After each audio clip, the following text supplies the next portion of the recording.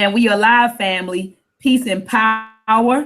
Welcome to Tea Talk with the Sisterhood. We meet every Wednesday from 1 p.m. to 2 p.m. And even though I say 2 p.m., we always kind of go over to maybe 2:30 or 3:30. But we meet every Wednesday from 1 p.m. to 2 p.m. to discuss issues that are on the hearts and minds of the sisterhood. And today we have a powerful show ahead of you. We're going to be discussing African spirituality with Brother Blak Pantha, Mossi Warrior Clan, and then also we have Dr. Coleman, who is joining us, who will be discussing African spirituality. So I'm excited. I'm excited for about this show. My name is Dr. Oya Ma'at, and I am the co-founder and president of Ed Anime Productions, and we are a company that creates educational materials for children. I would like to go down the line and have each person, minus the guests, because we want to introduce our guests. So minus the guests, I would like for the sisters to introduce themselves to the viewers.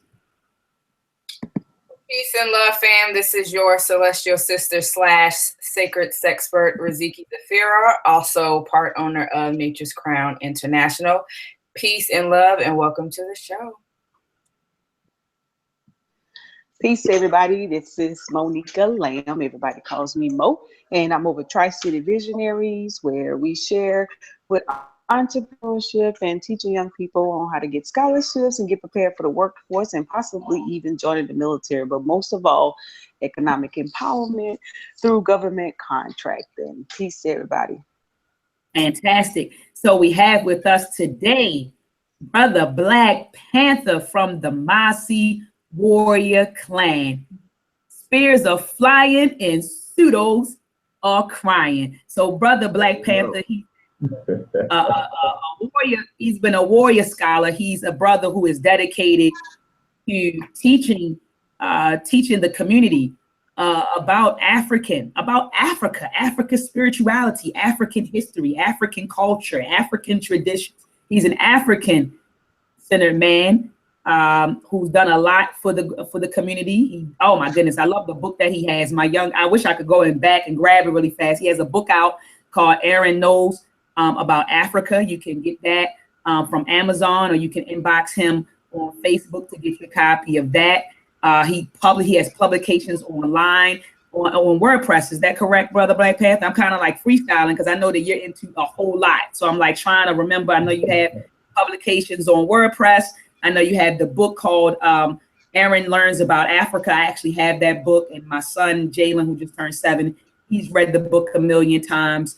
I know that you travel around, you do wonderful lectures. You were actually here in Baltimore, and you gave a phenomenal lecture just showing us how similar our ceremonies here are similar to the ceremonies that they have in Africa.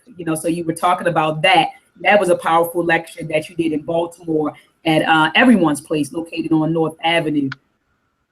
I miss anything? And your wife is here, so she can help me with the bio. Did I miss anything, Brother Blak Pantha?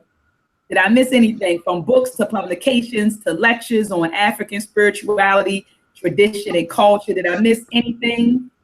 I think you said about everything. I'm into a lot of different stuff, but most importantly, I'm just African-centered teacher trying to impact my community with different methods, whether it be spirituality, archaeology, history, whatever it is. I'm involved in a lot of things, and I'm just going to keep pushing. Articles, books, presentations, whatever.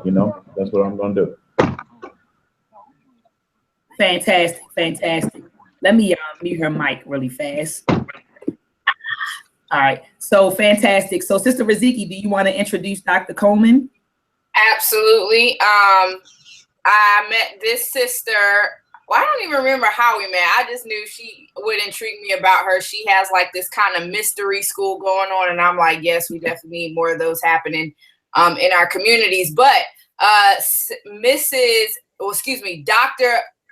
you know what, Ayalode, Igun Ayalode Coleman, is a certified holistic wellness practitioner, and she's a member of both the National Wellness Association and the American Holistic Health Association. She also works closely with community members in the promotion of preventative wellness and the lowering of disease and toxic lifestyles in our culture. Through this endeavor, Dr. Ayalode consults, coordinates, and motivates her clients to healthier ways of living through positive reinforcements and realistic yet attainable assessment goals. With over 15 years of practical experience in adults, she has noticed the lack of rest in today's society. And as a personal wellness initiative, Dr. Ayalode facilitates deep relaxation and meditation sessions, which allows for that much needed power boost and self-reconnection we often disregard. In addition to this, and in effort to combat dependency to medication and over-medicating, Dr. Coleman provides drug-free pain management sessions to support a better quality of life that allows for the detoxification of the blood, organ, spirit, and mind, resulting in lucid thoughts and the rejuvenation of life cells in the body. So we wanted to welcome Dr. Coleman. Thank you for being on the Sister Today panel. On the panel today, my mind is so jacked. Is there anything else you want to add? No, I mean, like Brother Blak Panther, we just pretty much, I'm like him. I'm just here for my community. I'm here to help. However I can use my mental intellect to bring forth that change that we need to see. I'm here for it. So, Ashe. Thank you for having me. Thank you for having me. So now let's get into the hot topics for this week. I know that I was notified by Brother Blak Panther through Facebook that there's a festival that's going on. I believe, is it the end of this month, Blak Panther? Could you talk about the festival that's coming up in Florida? It's May 5th through May 7th. It's called the Akumalu Festival. It's an annual festival. We do this every year in Gainesville, Florida. And it's a festival centered around ancestor veneration. The word Akumalu means bull. And it's centered around the bull and the ancestral veneration. We do 2 types of ancestral venerations a year. This is one of them. And it's basically, we're going to have workshops, readings will be done, explanation of different things, festivals, music. It's going to be truly an African-centered experience through spirituality. So if you've never experienced African spirituality in its truest form, in its ritual, in its roots, why it's going on, please come out, inbox me. I'll get you the details, the email, so you can RSVP. It is in Gainesville, Florida. So just contact me on Facebook. My name is Benjamin Njai, last name spelled Njie. You can hit me up on there and I'll provide you with more information on how you can attend this wonderful event. Fantastic. And then the next hot topic is Ben Carson's comment that he made in front of, you said no words, Blak Panther? No relation. Man, he made a comment, and I was furious when I read his comment, and I went on Facebook. I took to Facebook and my little fingers I was typing typing in the phone, and he called our ancestors immigrants, and now he's trying to clean it up and say, okay, there's involuntary immigrants and involuntary immigrants. But Dr. Ben Carson, that's not what you said. You said they were immigrants. You didn't specify what kind. You just called them immigrants. So I know that this has been, a trending topic on social media and on, YouTube, even on the radio. I was driving in the car earlier today, and on 92Q, they had a commercial up, with the clip, and people were going in. You got the radio host going in on his comment. Any thoughts from the people on the panel? Are there any thoughts? I mean, I honestly think Dr. Carson is a bit more intelligent than that. So I'm not giving it a pass. Just like, the hashtag Free Kanye, I think some behavioral modification is going on with Dr. Carson.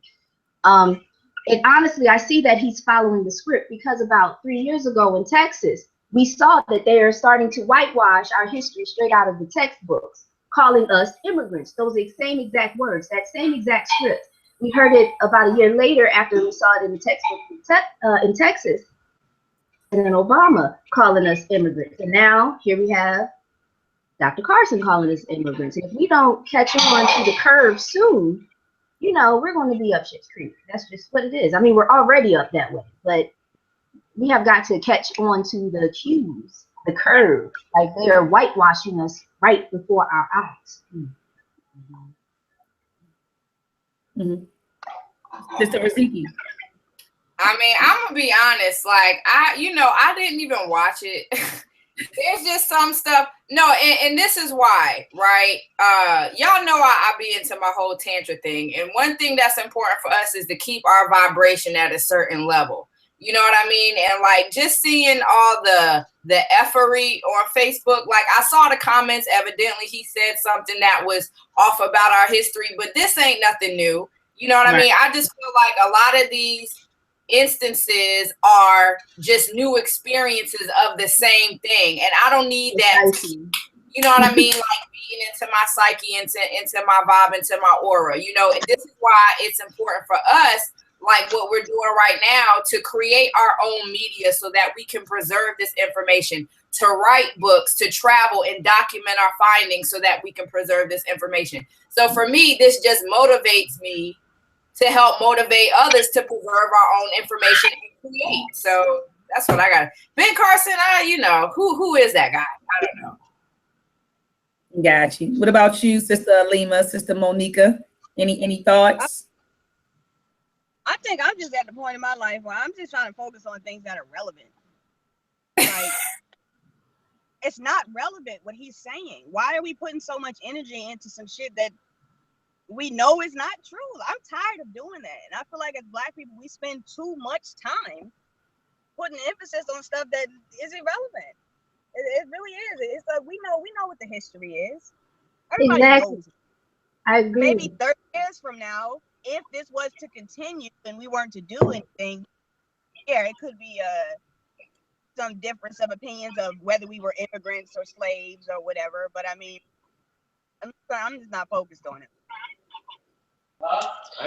And what was the audience that he was speaking to? Because we already know that their conversations are dictated on their audience of what they're saying. But the comment bothers me.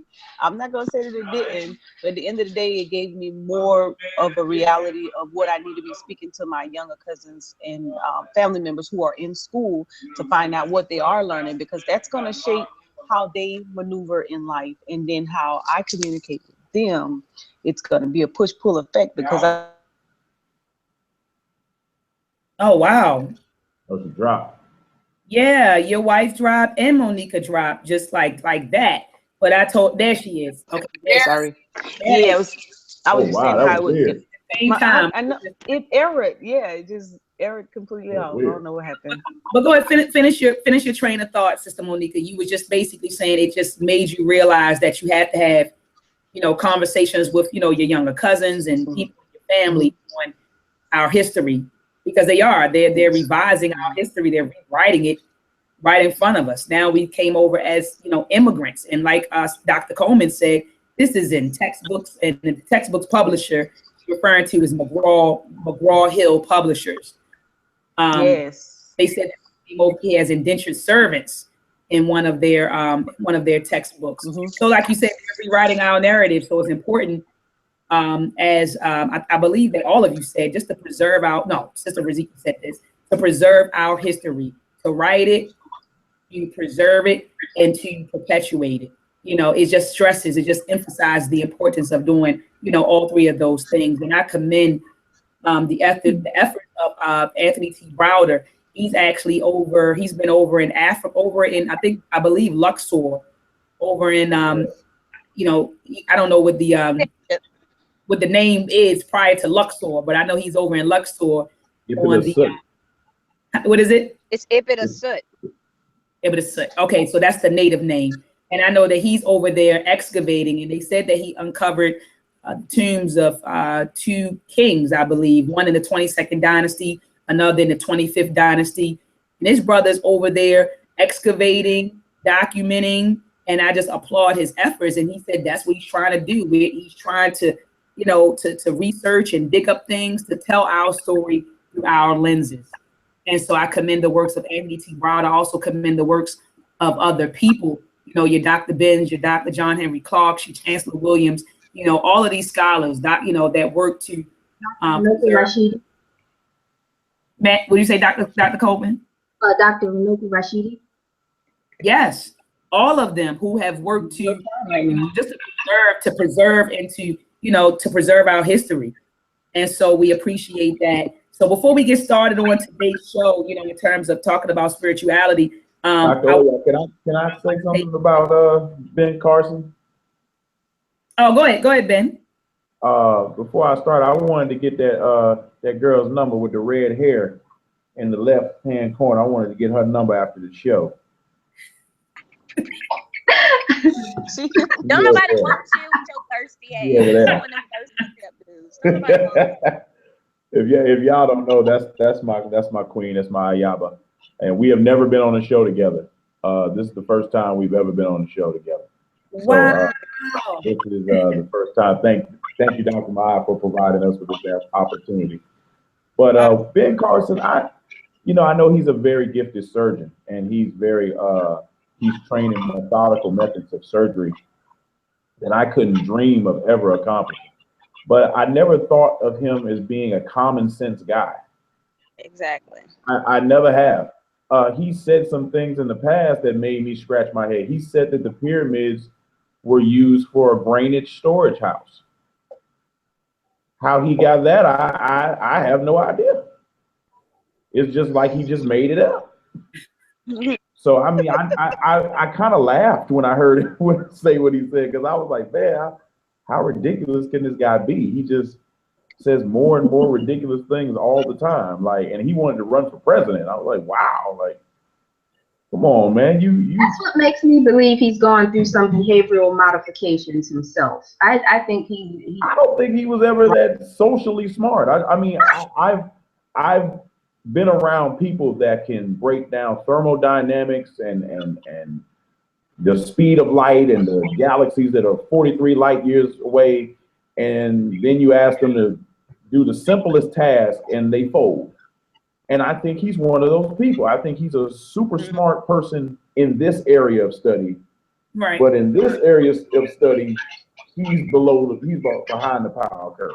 So I mean, like the sister said earlier, who is Ben Carson when it comes to historical accuracy? Who is he?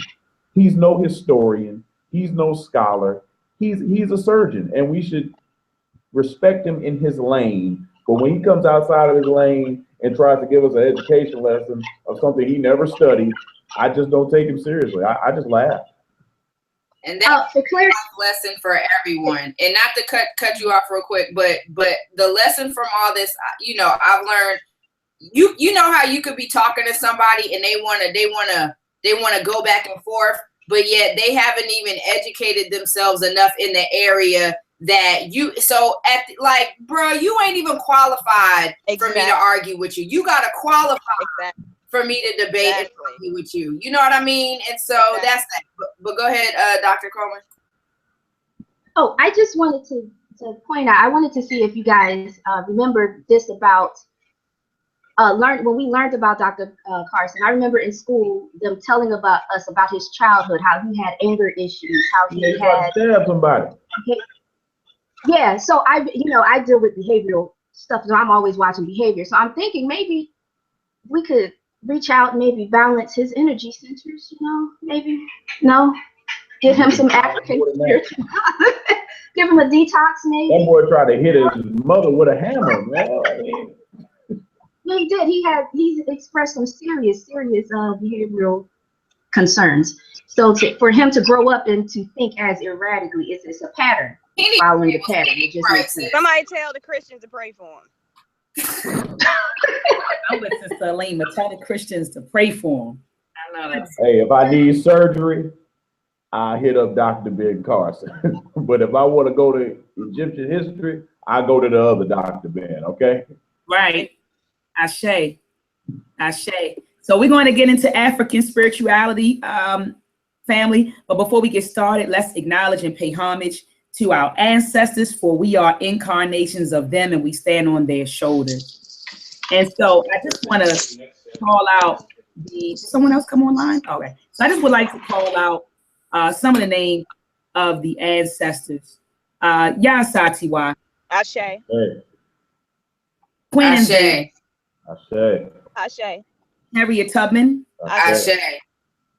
Do you guys want to call out anybody else? Ida B. Dr. Well. Francis Cress Wilson. Ashe. Martha Jenkins. Ashe. Ashe.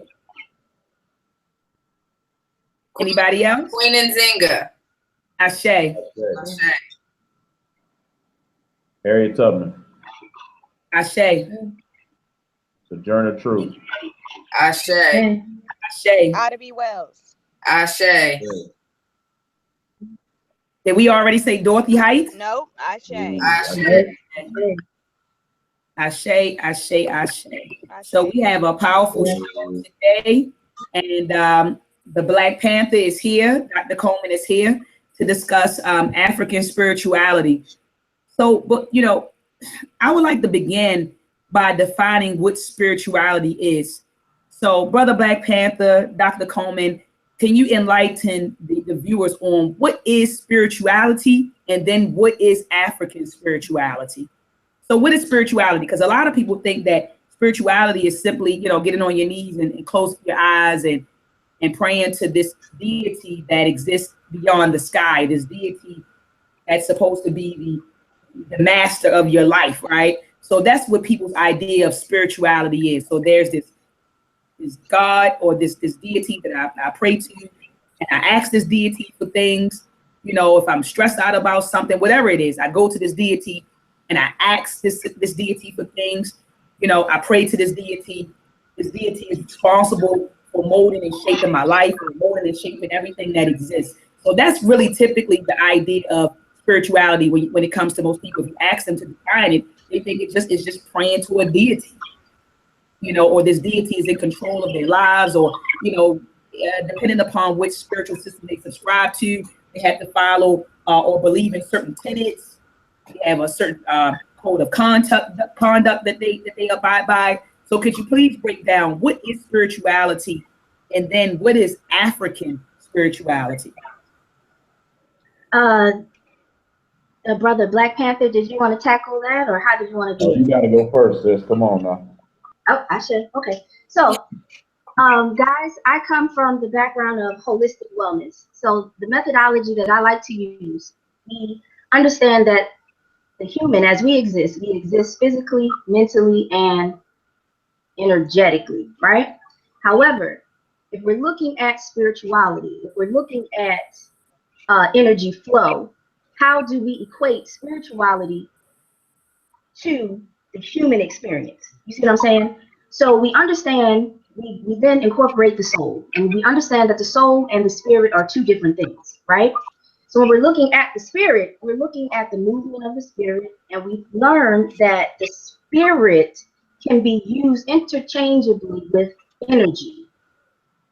So now we're dealing with energy flow, we're dealing with vibrations. And if we're looking at African spiritual systems, it's always a tap into the natural energy flow of specific vibrations. So if you're looking at spirit, you have quote unquote bad spirits, quote unquote demon types of spirits, quote unquote angelic type of spirits. But what does that mean? It's just vibrational levels. You have lower vibrations, and then you have higher vibrations. So now spirit is just interchangeable with energy. And then that just tells us the African way of looking at spirituality is looking at that balance, that attunement, that alignment with nature, and then manipulating various energy frequencies to get what you want, or get a desired result, or a desired way of life, or your cultural practices now reflect those energetic frequencies that you petitioned or manipulated. Awesome. Fantastic. Fantastic. What struck home for me was when you said that it's us in connection with nature. You know what I mean? Like that connection between us and nature, us and our environment. Speak to that, brother Blak Pantha. Yeah, I definitely agree. I'm a little harsher of a critic of spirituality than most. I'll say that because I do not advocate for the three monotheistic religions that we have today as having anything to do with spirituality.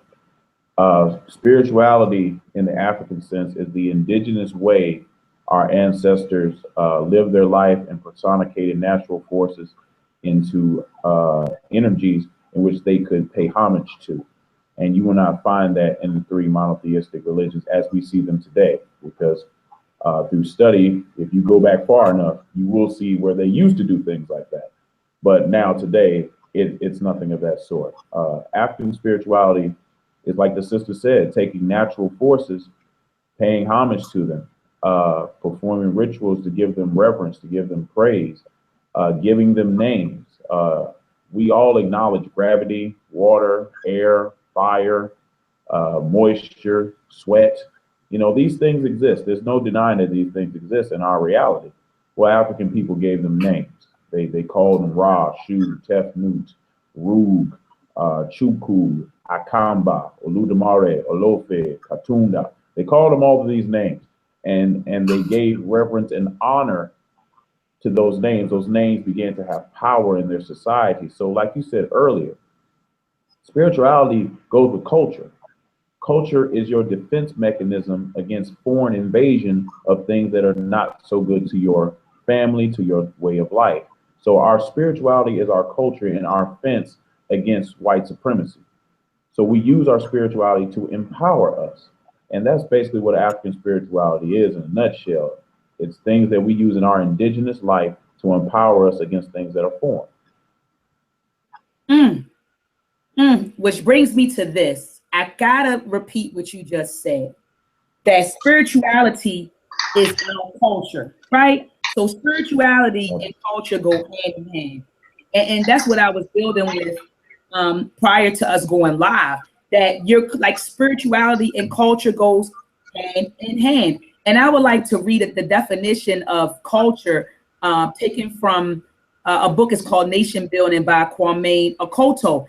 And you'll notice, and the definition is the definition of culture. But anyway, you'll notice when I'm reading this definition of culture that he uses the word spirituality or spiritual. It's kind of like you said, you know, spirituality is our culture. So on page 13 of Nation Building, Kwame Okoto defines culture as this. He says, culture is the totality of values, beliefs, and actions that characterize a people. Culture consists of the behavioral patterns, symbols, institutions, and values of a society and is unique to that society. It is the spiritual, wait a minute, Ben. It is the spiritual, ideational, and material composite that distinguishes one society from another. It shapes and is in turn shaped by events in the realm of spiritual, there goes that word again, spiritual, ideational, and the material. All inquiry and solution, truth and beauty, tradition and purity, meaning and reality are culturally relative. There are no culture-free or value-free human endeavors. Culture is not a static phenomenon.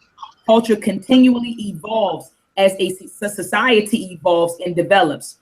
Culture is that composite of socially and historically determined behaviors that nourishes and thereby defines the intellectual and spiritual, wait a minute, there's that word again, intellectual and spiritual parameters within the human individual, which the human individual develops and exists. So, you know, just reading that definition, I mean, I just saw spiritual throughout the entire definition, spiritual. So when you said spirituality is our culture, in my mind, they go hand in hand. And like you said, Brother Blak Pantha, you know, we practice spiritual systems that empower us and not de-empower us. For so long, we've been practicing spiritual systems that haven't empowered us as a collective. And so, you know, that was really the purpose of the show. Last week, we talked with Sister Monica about economics. And we, you know, we got out of that show that economics is really relationships, having relationships with each other. Well, we teach you how to have relationships with one another. Your culture, your spiritual system, that teaches you how to have relationships with each other. So for so long, we've been subscribing to spiritual systems, subscribing to and practicing spiritual systems that haven't really built relationships with each other. It hasn't fostered positive relationships between men and women, positive relationships between women and women, positive relationships between the brothers, the men and the men. You know, so our spiritual system, again, like you said, Brother Ben, it's our culture. Go ahead, Dr. Coleman. I feel like you want to speak to that. Go ahead, sis. I did, but I wanted to pose a question. I was just speaking to one of my sisters here last week during one of our workshops, and Sister Monica, is that correct? I want to make sure I got your name right? Yes, ma'am. Got it. Yes, sir. So she dealt with the economics. Now, this conversation, we talked about money. What is going on?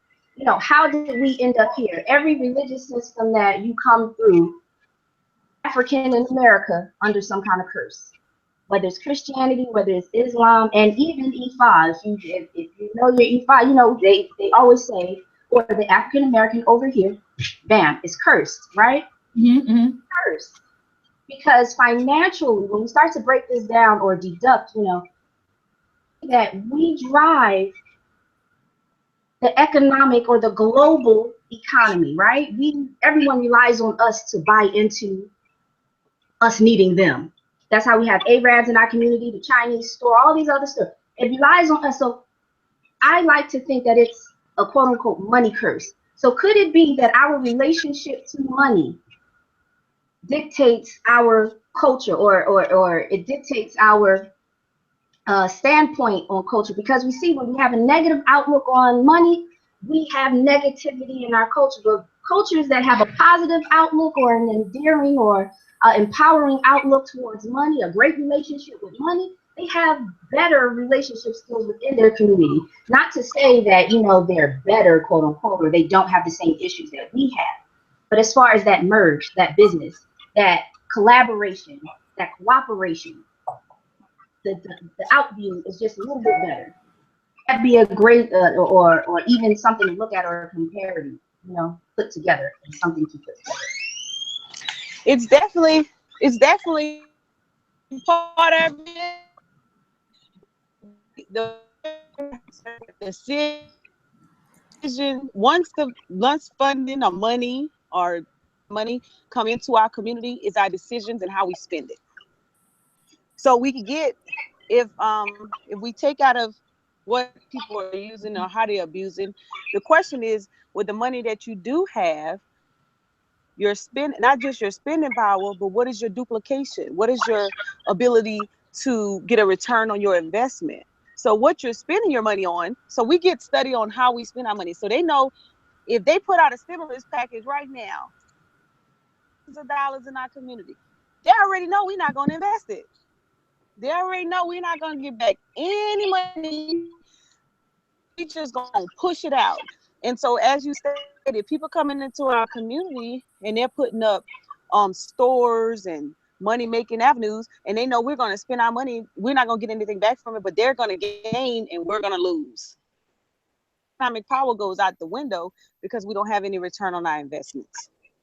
And then when I say investments, most people automatically go straight to the cash producing assets, but I'm talking about just daily living. I'm talking about, you know, we talk in terms of health. I'm talking about what you're spending your money on in reference to keep a healthy, physical, fit body to be able to provide for a family. Because if you're not fit, then you're going to get sick. And if you get sick, you're going to get medical bills, right? So now your money goes towards medical bills. So a lot of it is a matter of what we're spending on, our decisions. If you do look up economics, we touched on that, and I don't want to make that back to the economics because I want you guys to get back to spirituality. Number one deal is we talking micro and macro on an individual level, and our abilities to be entrepreneurs on that level right there is what are we basing our decisions on in building business or personal financial success? And then how are we spending it, and are we gaining any return on what we're spending? And so we can actually narrow that down and get our people to think different on that, just that perspective, because the global level is on job creation and those type of things, which is on the governmental level. But in our intermediate community, in our buying power, is our decisions to gain back.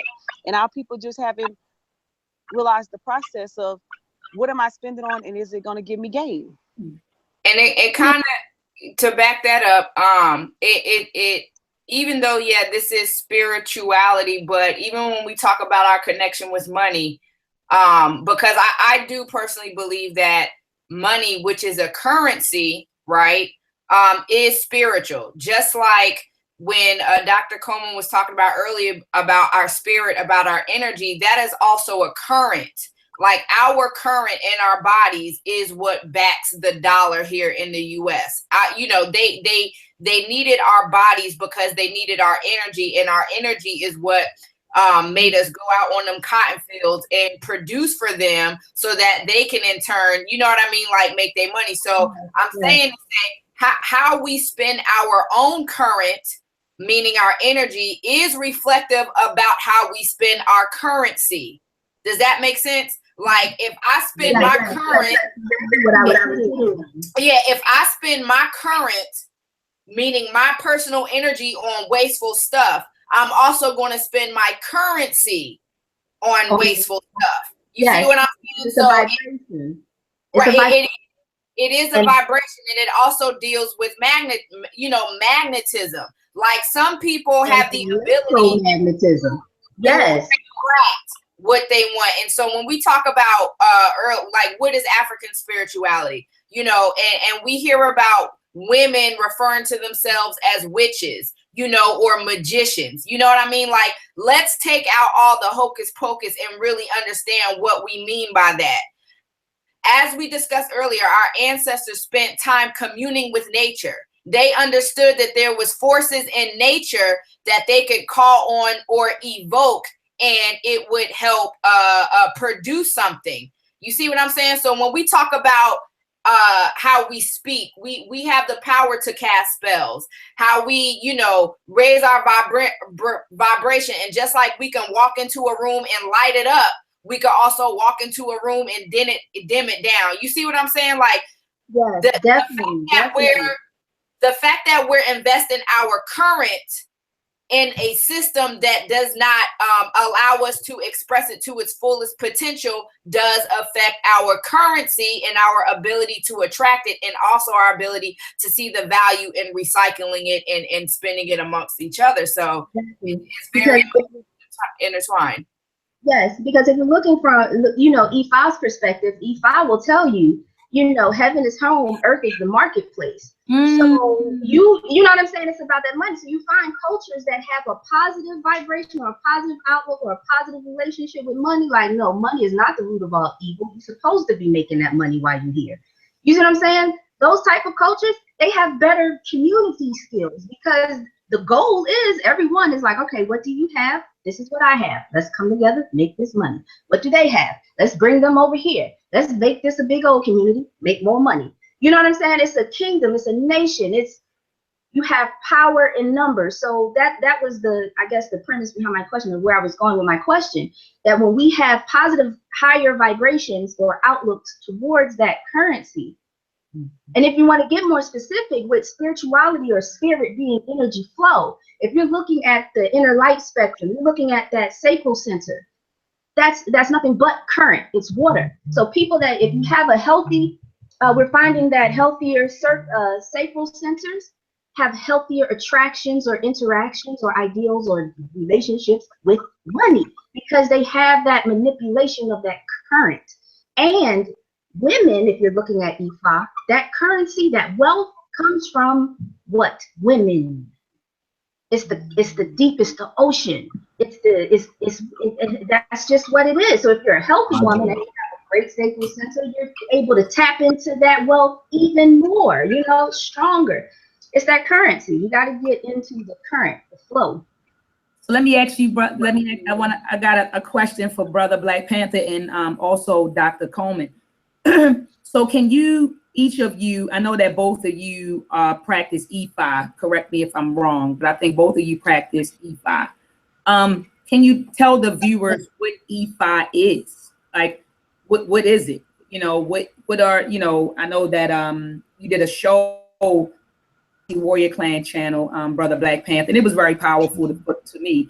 You were saying that wherever you go in Africa, you were saying, like, and you were giving like an overview of all of the spiritual systems, and you said, well, wherever you go in Africa, you'll find various spiritual systems, but you said the basic elements are the same.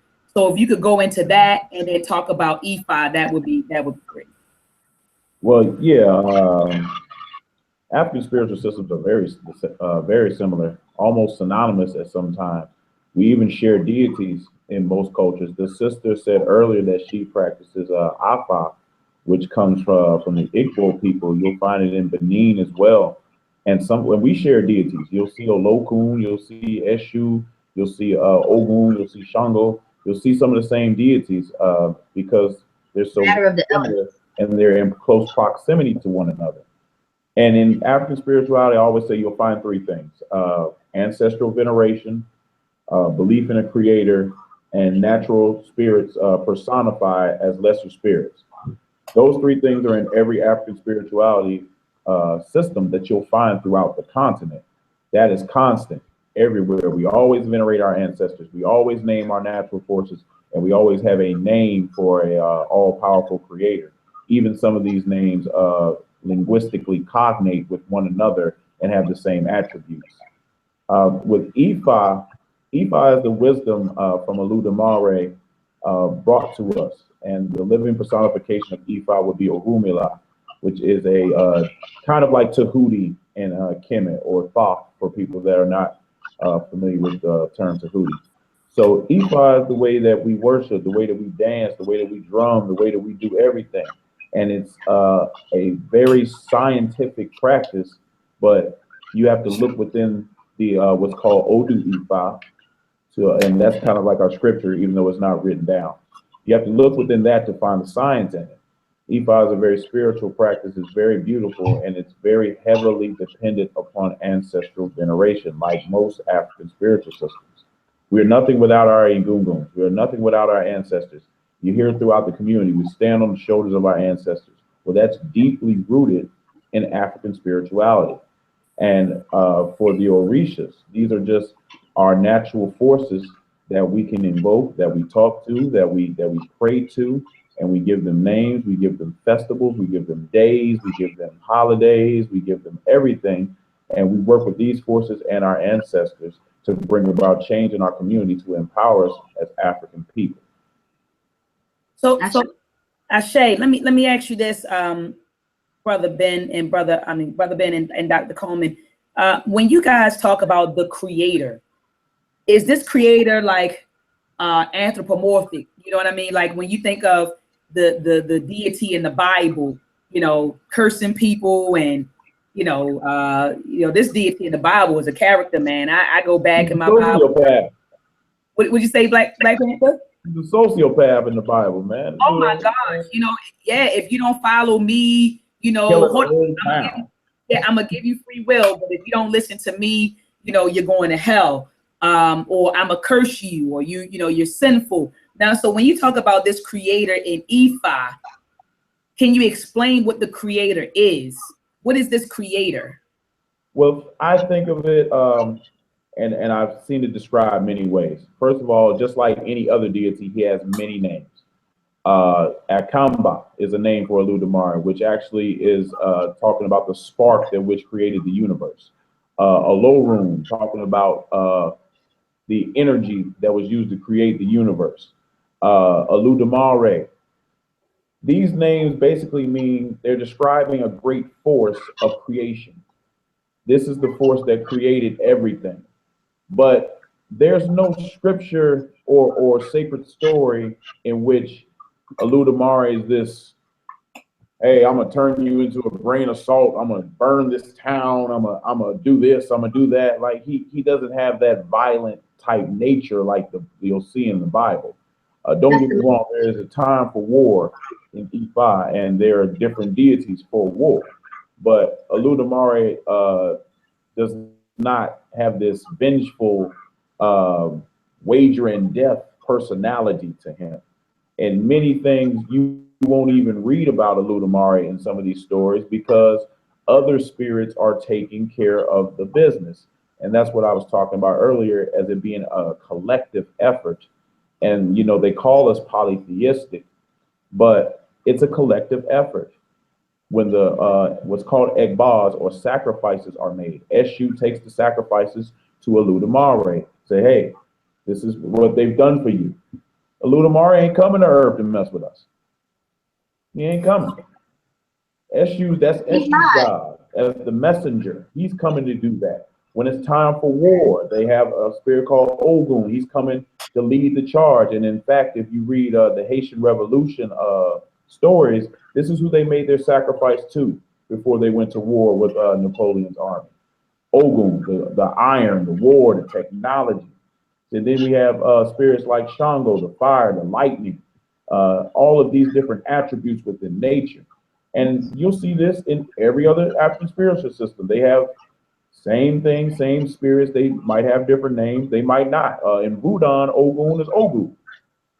Same spirit. They just left off the N. And you know, Asari Motep, my brother, could explain how the N fell out of favor in Benin at a certain period. But yeah, African spirituality with the Orishas, with the Creator, it's a very different twist than you'll see in the three monotheistic religions. Now, you will see stuff that's similar. You will see stuff that's identical. And that is because the three monotheistic religions are mere fragments of African spirituality. So you will find things in your Bible that you be like, hey, we got this in Ifa, or hey, we got this in Voodoo, or hey, we got this with the Sangoma priest in the Zulu nation. They took bits and pieces from all of Africa. They took it from Egypt. They took it from South Africa, West, North, every part of Africa, and they put it in their books. So you're going to find some things, but overall, it's a different spiritual practice. Dr. Coleman, I have a question for you because he did a wonderful job, and thank you for that, Brother Blak Pantha, in explaining what the Creator is. You said it's that force, you know, that's responsible for, you know, I guess creation, right? You know, right. So it's a force. We're not talking about this anthropomorphic deity that's telling you what to do, when to do it, how to do it. We're talking about a force. So what science calls the Big Bang, we call Oludumare. Oludumare, exactly. So Dr. Coleman, can you break down the Orishas? You know, what are these, you know, I think Brother Blak Pantha calls them lesser spirits, right? Can you break down what these Orishas are? I know he touched on it and he named, you know, Ogun, he named Shango. So can you tell me some of these lesser spirits and what they represent? Okay, so pretty much the Orisha, or the vibration of what we would consider the Orisha, because again, it's a vibration, it's an energy flow. Because if we're going to say Olodumare is the Big Bang, that force, we have to put the Orisha into that same context. So it's a vibration, we're keeping it consistent, right? So it's a vibration. So whenever you tap into that vibration, it is of, let's say, a lower frequency than of an Olodumare. However, it is of a higher frequency than your man, what we're vibrating on. This is why we petition the Orisha, because we need those higher vibrations. We need those elemental forces. You see what I'm saying? So the Orisha would be the tools, where they would fall on the tree. They are the tools of Ori. They are the hands of Ori. So again, we go back to Oludumare, that's the force. And then we go down to the Odu, and the Odu are pretty much the children. You get what I'm saying? The children. And that's why it's mathematical. That's why it's scientific, because anytime you roll the dice, whenever you use the divination tool, the Achilles, the Aquarius, Obi, anything, that certain vibration, and these are the children, so they can fall a number of 256 times. You see what I'm saying? It's 16 Odus. 16 can multiply in, you know, different ways 256 times. So then we're looking at that lower frequency. So those are the children. And those children had children. Okay? Bam. Those would be where the Orishas fall. However, again, the Orisha are the tools of Ori. Your Ori is your head. Your Ori is your inner divinity. Your Ori is what connects you to Olodumare, because your Ori is a piece of Olodumare himself. Because if you're looking on the scale, again, you have Olodumare, you have the Odu, you have the children of the Odu, and then you fall right into there because it's just an extension. It's an extension. It's an extension. So how you came here would be your Odu because you hit a number. You see what I'm saying? You hit one of those times that, bam, the universe can align in a mathematical way. That's why we look at astrology. And this is also how we are able to say that Ifa is everything. Because it doesn't matter if you do tarot. It doesn't matter if you do crystals. It doesn't matter if you do astrology, astronomy, numerology, Ifa, Afa. It does not matter. If you are tapping into that vibration, bam, you're going to get the Odu. You're going to get that number. The universe aligns this way mathematically. That's why we also say mathematics is universal. It doesn't matter on what part of the globe you are on. 1 + 1 will always equal 2. You see what I'm saying? So this is where we get the Orisha. So the Orisha are your tools, or we created the Orisha. That's how we look at it in Yoruba. Or we created the Orisha to perform your task.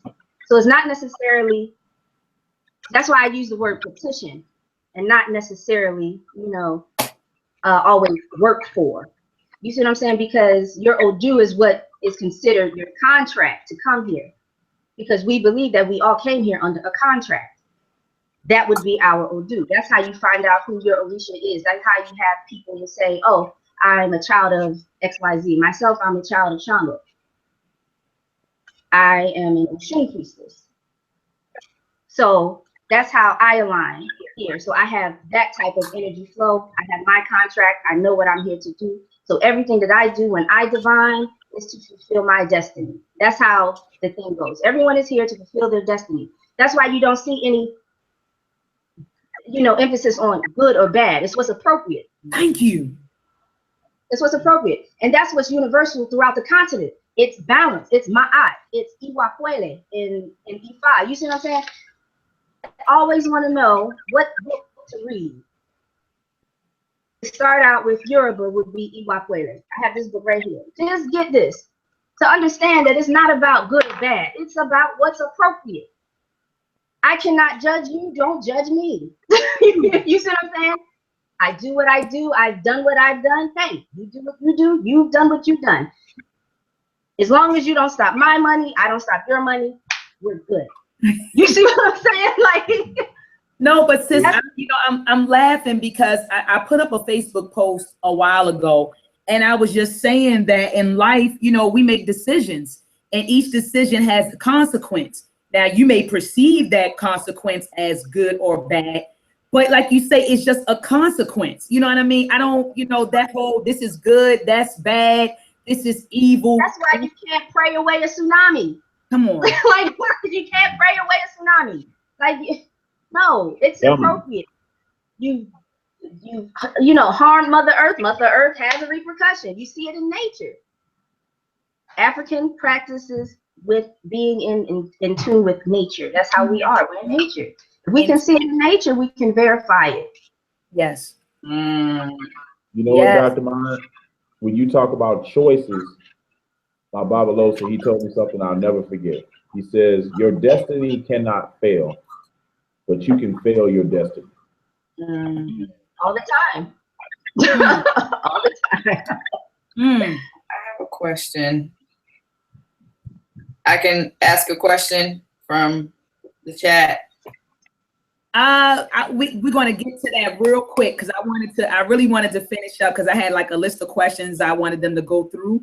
Okay, like cool. So I wanted them to define like spirituality. What is African spirituality? Name and describe some African spiritual systems. They describe Ifa. Are there any other spiritual systems, Brother Blak Pantha and Dr. Coleman, that you guys can give a description for? I know you have Mayat, you have Akan. Can we talk about any of those? Or my being that I'm from Senegamian ancestry, my native ancestral spiritual system would be called Afat Ru, and that basically translates in Wolof to way of Ru. And you can basically look at Ru like Ra in Kemet. He's a sun deity. So that's their spiritual system. Their divine spirits of nature would be called Pangus. And the Pangu symbol is a snake wrapped around a stick. You've probably seen this before and after. So that's their name for their what would be our Orishas or our Netters or the Abuzum in Khan tradition. Theirs is called Pangus. And one of the names for their Pangus is Musa Malongo. He's a spirit that lives in like a grove that me and my Yaba Alima went to go see in Senegal. And we worshiped the Great Spirit while we were there. We say Yada da Musa, basically good morning, Great Spirit. So that's one of the spiritual systems that I also study. I also study Voodoo. They're all in all dependent. They have different rites. Now, Voodoo is a bit more complicated because you have Petra, you have Haitian Voodoo, you have Voodoo in Benin, you have different types of Voodoo. But you'll either hear two names for the most part, well, three names for the most part as an all in all spirit. Bandi, you'll hear that. You'll hear Dembala, and you'll hear Maulisa. These are the three that you'll hear the most as far as when people talk about the creator in their in Voodoo. And their term for their spirits, which would be Orishas or Pangus or Netters, their term is Loa. So their spirits are called Loas, and they use that for the same thing we use them for. And with all the spiritual systems that I named, they have different terms for and distinguished ancestor as well. And I want to make a point on that. Just because a man dies or a woman dies does not make them a distinguished ancestor. It's about your work on earth. What did you do on earth? Were you a good man? Were you a good woman? Were you a terrible person? Were you a rapist? Were you a murderer? Were you an uplifter? Were you a teacher? This matters even in death. And even when you die, you get a reading. Even when you die, when you're covered from head to toe and you're put in your place, you get a reading. And that reading will determine whether you become a distinguished ancestor or you lived a foul life. And that's in Ifa, we would call the distinguished ancestors Igungun. And you know, we praise them and we welcome their spirit to return back to this earth to help us in this fight. But if you were a bad person in your life, then we don't need you to return. Please go wherever you go and leave us alone. You know, the Akan tradition, their spirits are called bosoms, and they're man, this is a hard word. It's like Namanfaso or something for their ancestors.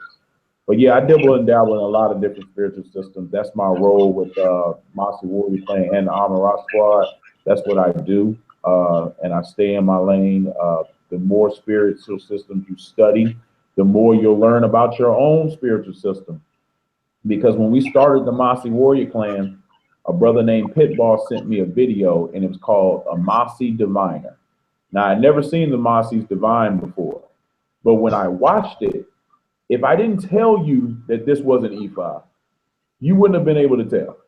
Because he did everything that Ifa priests do. He did everything that Babalaos do. I mean, down to the simplest of detail. And that's when I started to realize that this divination system, although the tools may be different, in Africa, continent-wide, it's a system that they follow. And I don't know how they all got on the same page as far as divination is concerned, but this is what happened. And it's carried out through the years. It doesn't matter whether you're talking about Babalawo, a Haugon, which is a Voodoo priest, or a Sangoma, which is a Zulu priest. It doesn't matter. They all have a form of divination that is very similar. Dr. Coleman? For the sake of time, I'll just mention two that I didn't hear Brother Ben mention. So, or at least I don't remember. So correct me if I'm wrong.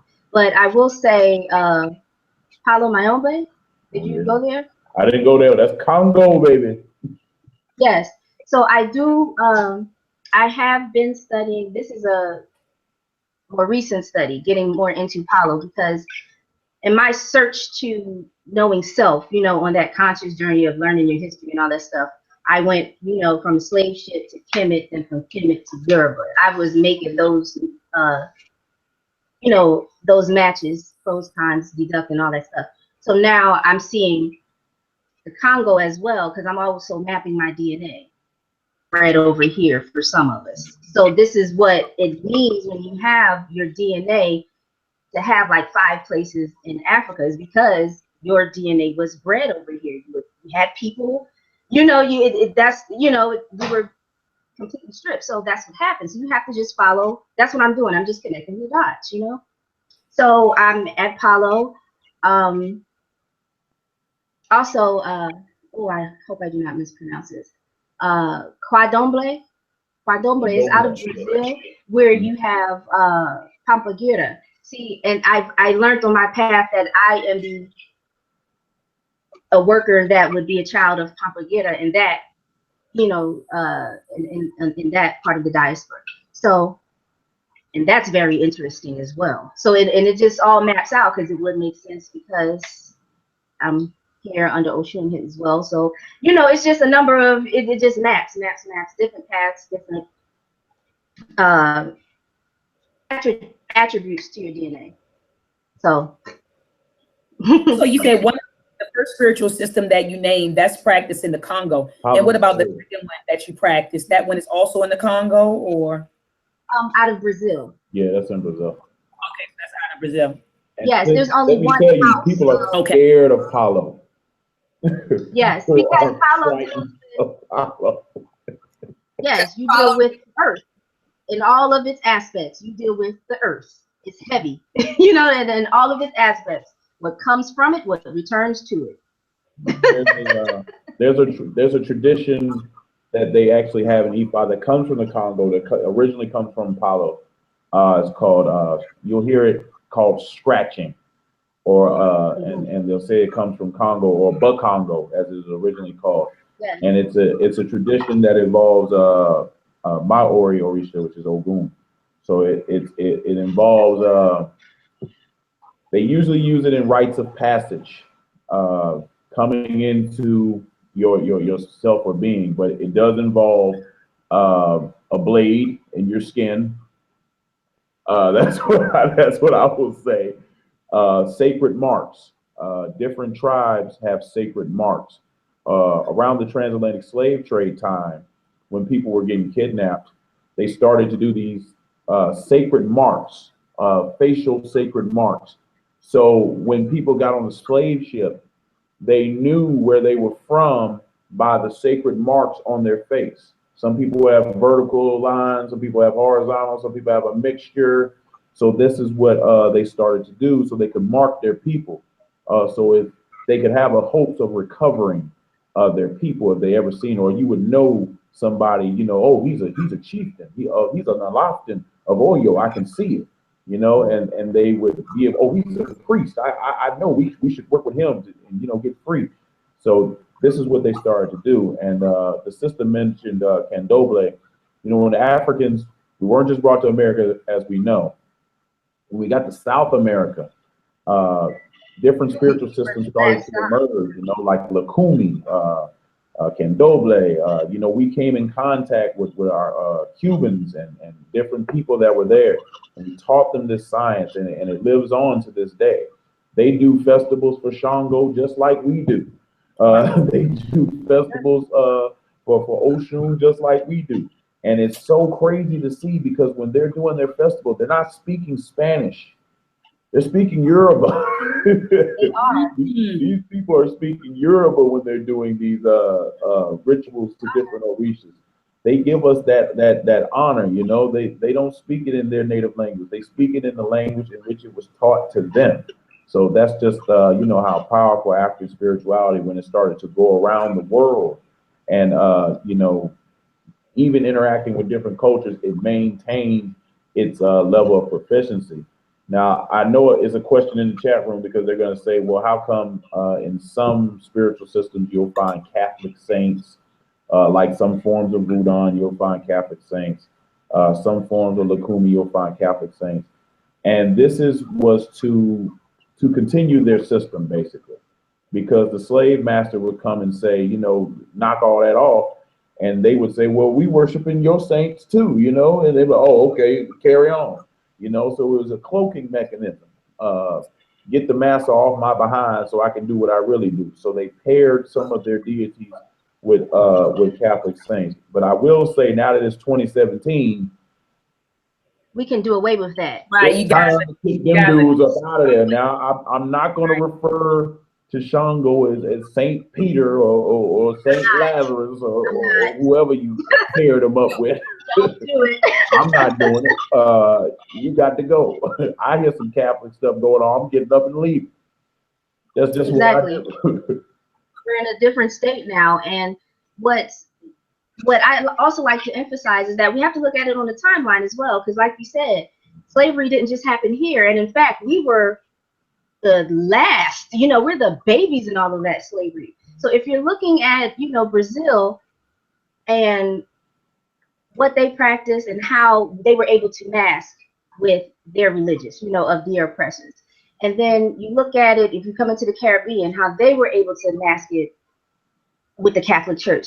By the time they got over here, because we have to remember that slavery was a business, you know, they were like, no, cut all of that off. That's why over here, you could not speak your language. If you got caught playing drums, no, we're cutting your hands off.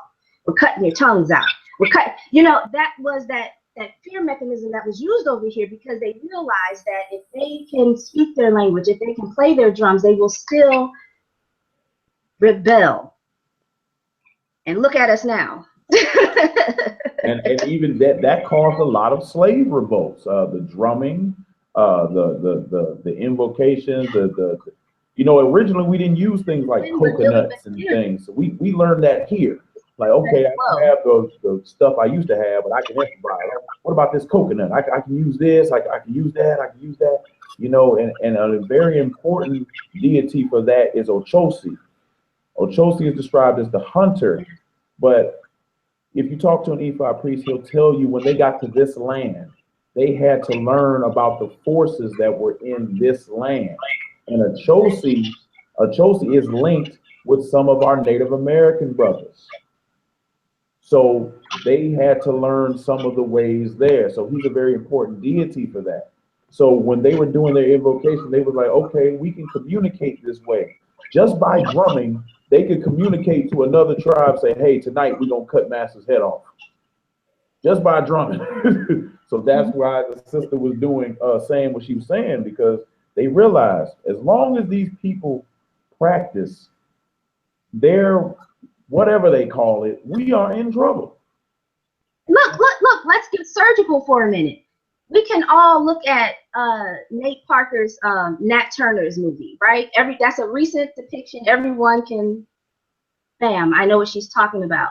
Something that was said in that movie was that, you know, the type of killing or revolt made them assume it was the natives. Why? You see what I'm saying? The natives still had that connection to nature, that frequency, that energy. So when they were revolting, they were cutting off heads, killing everyone. And their revolts happened hundreds of years before ours. You see what I'm saying? So that's what they already had that on record. But because they stripped that from us, they knew not to expect that type of revolt from us. They knew that's why they were able to say, oh no, it had to be the natives, because my good niggas don't behave that way. Exactly, because they stripped all of that from you here. I think that us being in groups anyway, I think that's a major reason why they fear us being in groups. You know, like a bunch of, you know, every time Black people have a gathering, the cops on every time they see, you know, a group of brothers on the corner, they automatically assume it's a gang. And I really do feel like it's due to the powers that we're able to invoke, which brings me to like my next question. And learning more about African spirituality, because I'm still learning, really made me comfortable with the word possession or evoking. And so when a lot of people hear about possession, they automatically think, you know, it's negative, it's demons. And I'm like, listen, we possess every day. You can possess somebody else's energy and wonder why you mad when you was just happy just 2 minutes ago. And so when we talk about, you know, going through these certain rituals and even going back to how we were talking about last week, culture.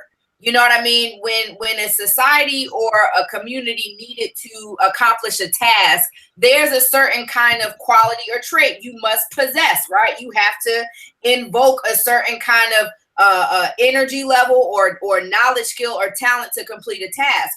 And so dealing with African spirituality, I'm learning that, you know, for instance, when these slave revolts happened, they had to possess, they had to evoke a warrior energy to fill them up to be able to carry out the task.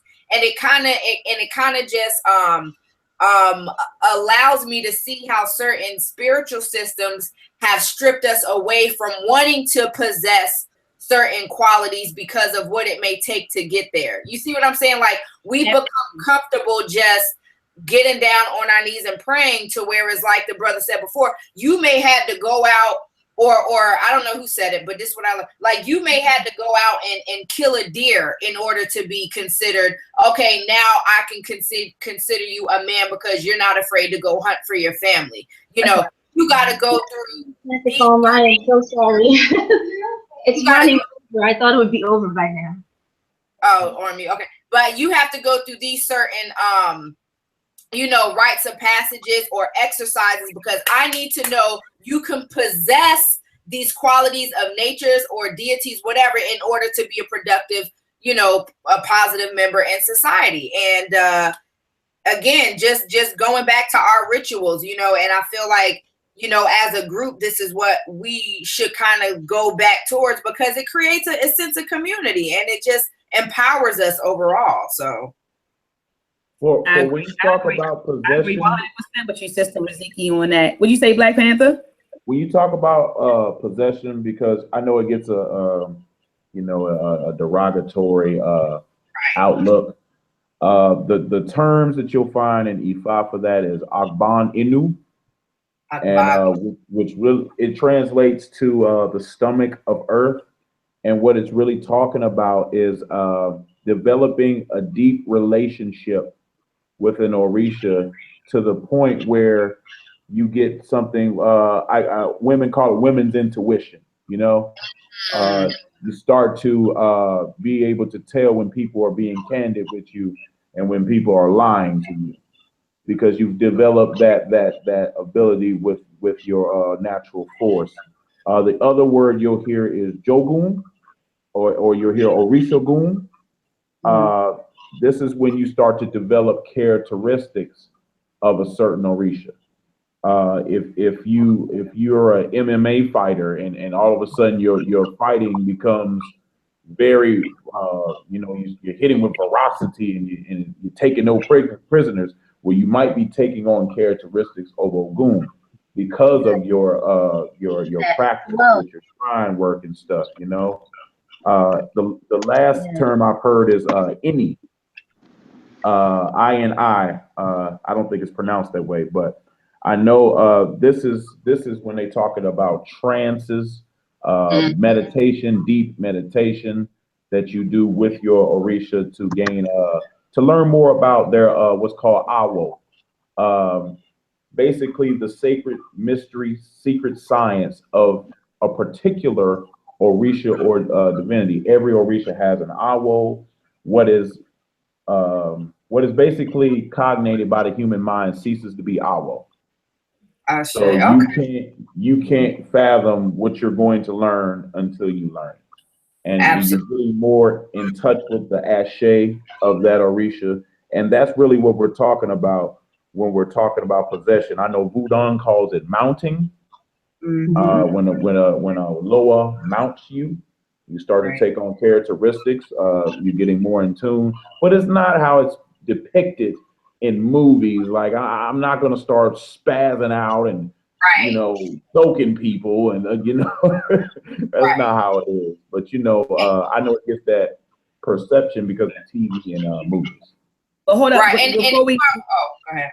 Go assist. No, I was saying, in my work, I found that, you know, many of us are walking around here not knowing that there are certain forces of nature that really are wanting to work through them. They want to work with them in order to accomplish a task. And, you know, us being a part of, you know, this divine all, if you will, like Dr. Coleman said, you know, everybody is necessary. And if you don't mind real quick, because you guys are both Ifa, and I have not had that much experience with it, versus the Kemetic tree of life. Can I just share something with y'all real quick? Only because I like when we talk about invoking like these certain kind of deities or you know forces of nature, I kind of wanted to do a comparison, right? And brother Blak Pantha and Dr. Coleman, this is basically for both of y'all or whoever else who may know.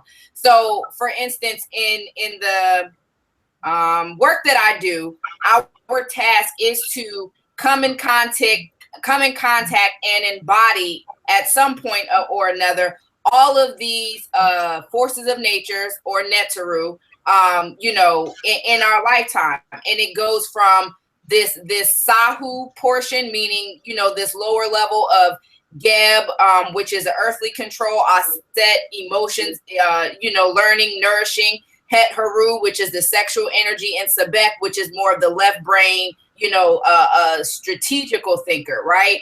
And then we have this middle section of the odd man, which is Mayat. You know, the universal love and law. Haru, which is will, courage, and discipline, and Harukuti, which is the warrior, which I think would be either, I don't know, Ogun or Shango. I don't know. This is why. Okay. Ogun. Okay, cool. And then the Asar man, which would be the Tahuti, Aser, Amen, and Seker. And so my question for you is if you had to look at these and kind of say, well, Geb is this Orisha, Aset is this Orisha, how would you compare these two just to see the similarity between the systems? I think the sister wants to say something. Okay. Before I offer that.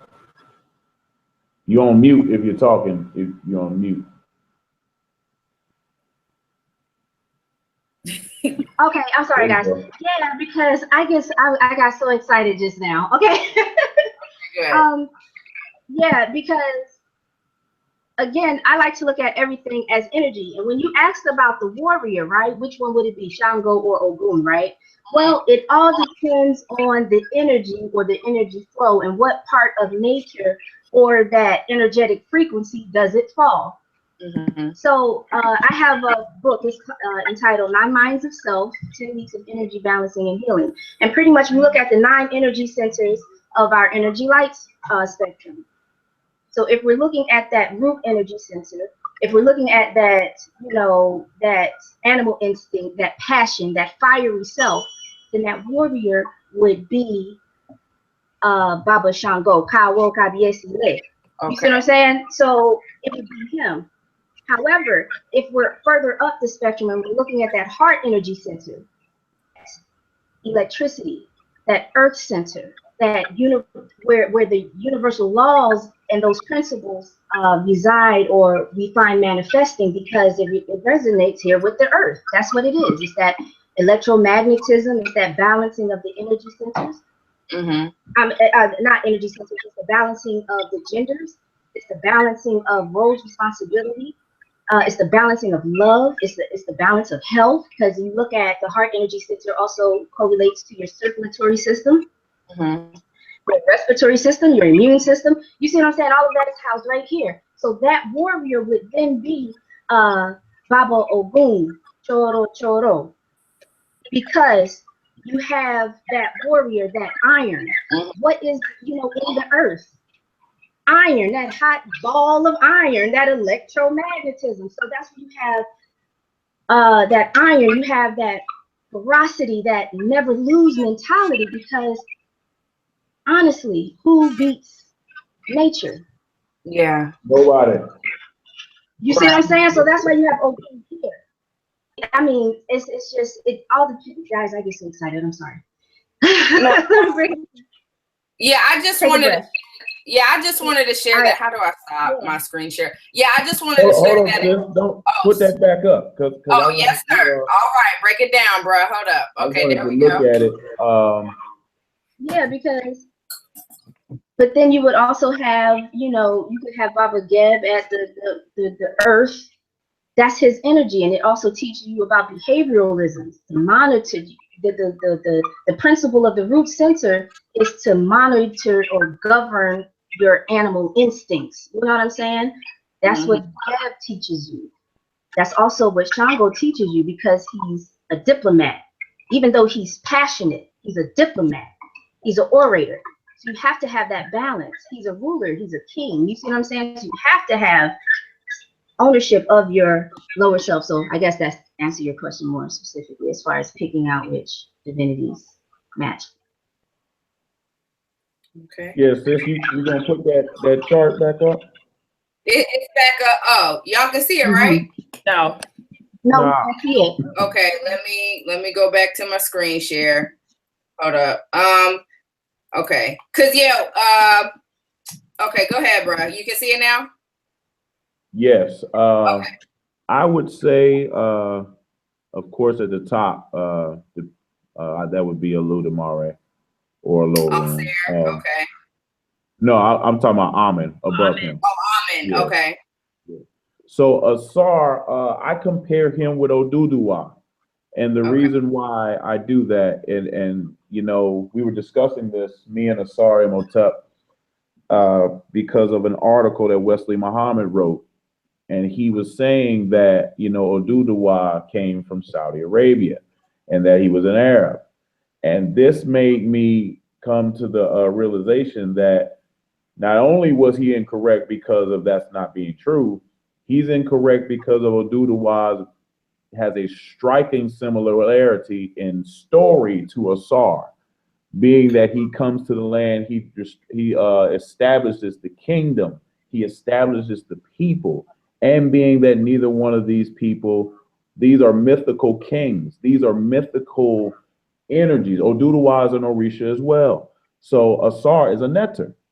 So that made me realize how closely Oduduwa and Asar's stories are. So I would definitely say he was Oduduwa. Tahuti, I would say, is a Rumila. Both of them are wisdom. Both of them have the power to know all things. That's definitely both of their characteristics. Now, I'm not familiar with Shechem. Not too familiar. Is that Segmet? Or is Seker? Yeah. Okay. I'm not. Okay. Go ahead. Okay, if that's Segmet, I would put that as Shango. Definitely. Okay. Shango or Oya. They both have similar energy with Segmet, that ferocity, that fire, the warrior, Segmet is known as in that story where Ra creates her as she came through and just obliterated everything. Right. So far that the humans begged Ra, please, we want to live, please call off. So Shango's like that. When you call on that Shango energy, you have to be very specific, because there's even sacred stories of people calling on Shango and he just came in and just obliterated everything because they weren't specific with Shango. Okay. You just told me to come. You didn't say who, So Heru Kuti, I would say Ogun, because of the warrior spirit and the courage, the fearlessness, the offensive. Definitely, I would link them both with Ogun. Sobek or Sebek is an interesting one, because I would link him with Eshu. Yeah.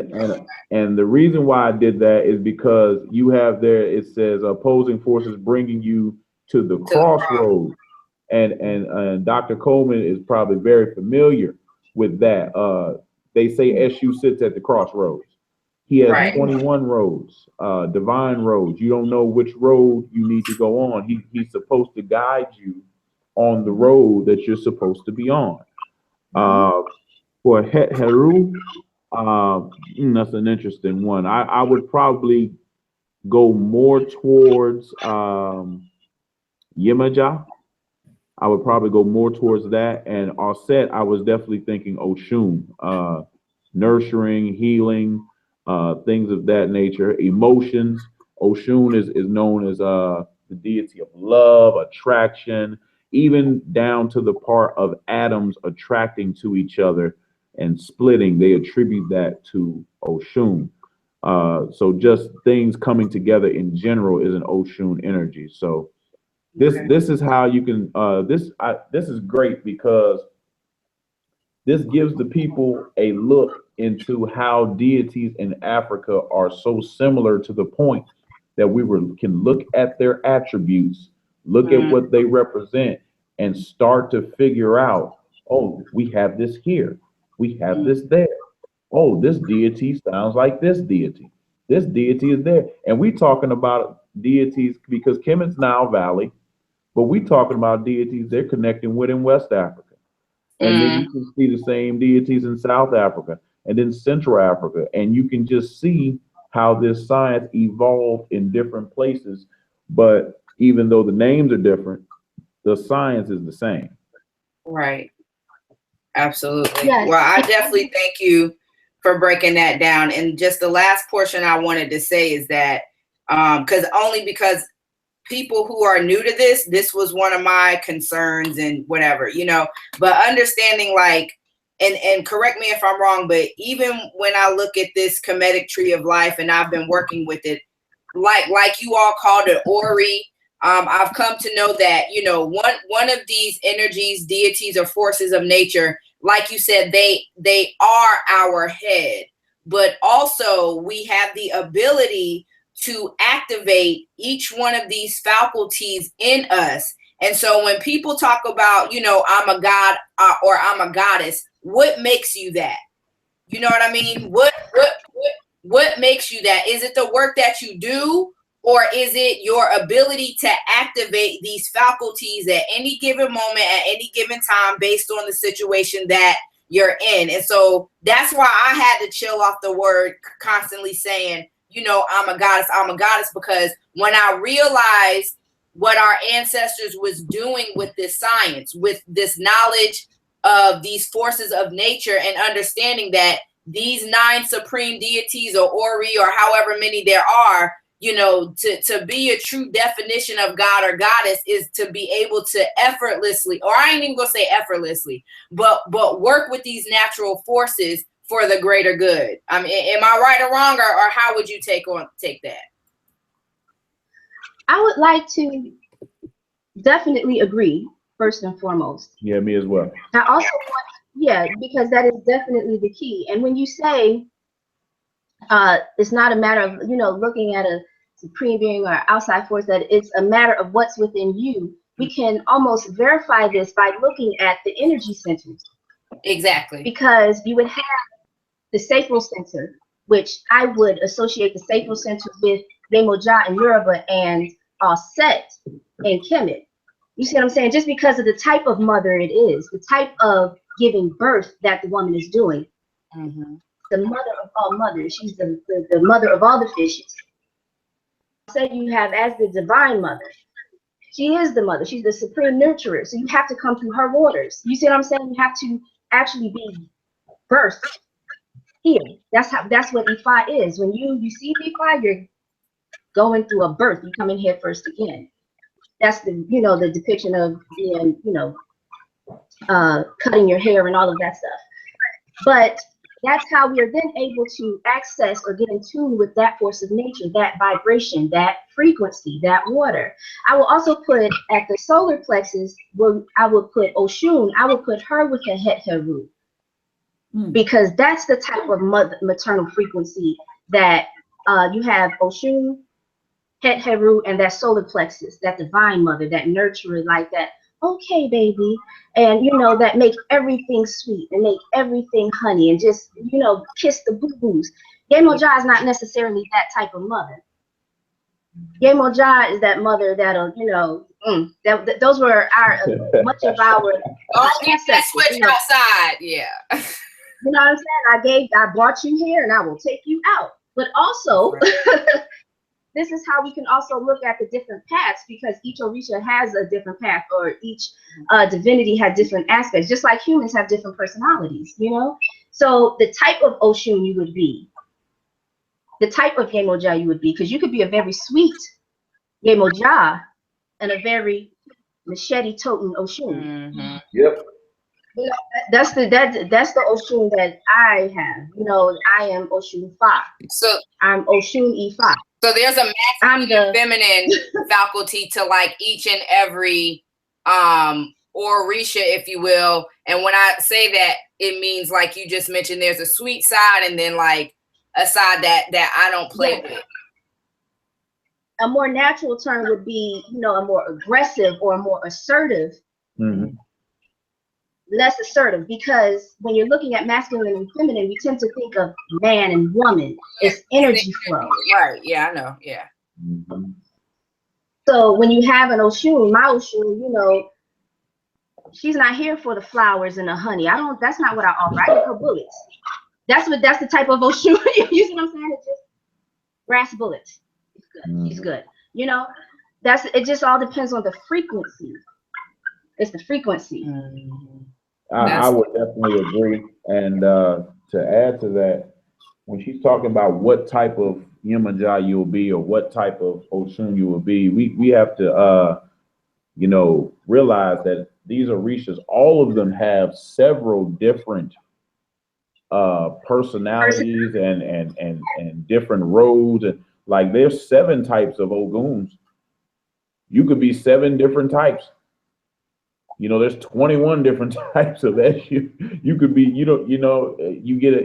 Like we generalize it when I say, you know, Eshu. But, you know, when you go through certain initiations, you know, you get a name behind that Eshu. You know, like Eshu Balarajiki, Eshu Odara, you know, which Eshu is it? You know, so when people try to put negative connotations on Orisha, I just ask them which one they're talking about. Mm-hmm. And that pretty much stopped the conversations, because you know, we do tend to think in masculine and feminine, but you know, through experience, I have some homeboys that would have some quote unquote feminine Orishas. Oh yeah. You know, my friend is Oshun. My Babalao is Oshun. Right. And then you'll have some females that are quote unquote masculine energy. Shango, you know, you'll have some female Oguns. Right. You know, you just never know what your Orisha is, and that's why it's important to seek priesthood. It's important to seek people that have been doing this that can tell you, because you may think that you like, oh, you read this book and you was like, oh, I gotta be Yemoja because I'm this and I'm that, and then you get to the priest, oh yeah, and they be like, oh no, look, brother Blak Pantha, oh yeah. But I hope that you are Oya. Me, I was Oya, so but I don't know which sect of Oya Sis, you gotta get a reading. You gotta get a reading, sis. Depends on what your name, Doc. You might be Shango. You might have to change your name. Look, Alima, and then I had to change my name, sis. Like I've been going out here, Dr. Oya. You know what I mean? And then I go get a reading done, and they say I'm Ogun or Shango or something. You know? Right. You know what? Our ancestors changed our attributes based on the level of knowledge or experience that they was in. So hey, if you got to change your name, I'm just saying, you know. And you know that's correct, because you know it'll come to a point where you know you'll get a reading and a certain Orisha will constantly be coming out in your reading. That's right. And you know, it'll come to a point where you're like, well, I can't deny this guy. He keep talking to me. Like, what do you want? Absolutely. Sister Lima. Hey, Sister Lima, are you there still, sis? Yeah, I'm here. Hey, look, I'll be flying into Atlanta the second week of April. I'm there.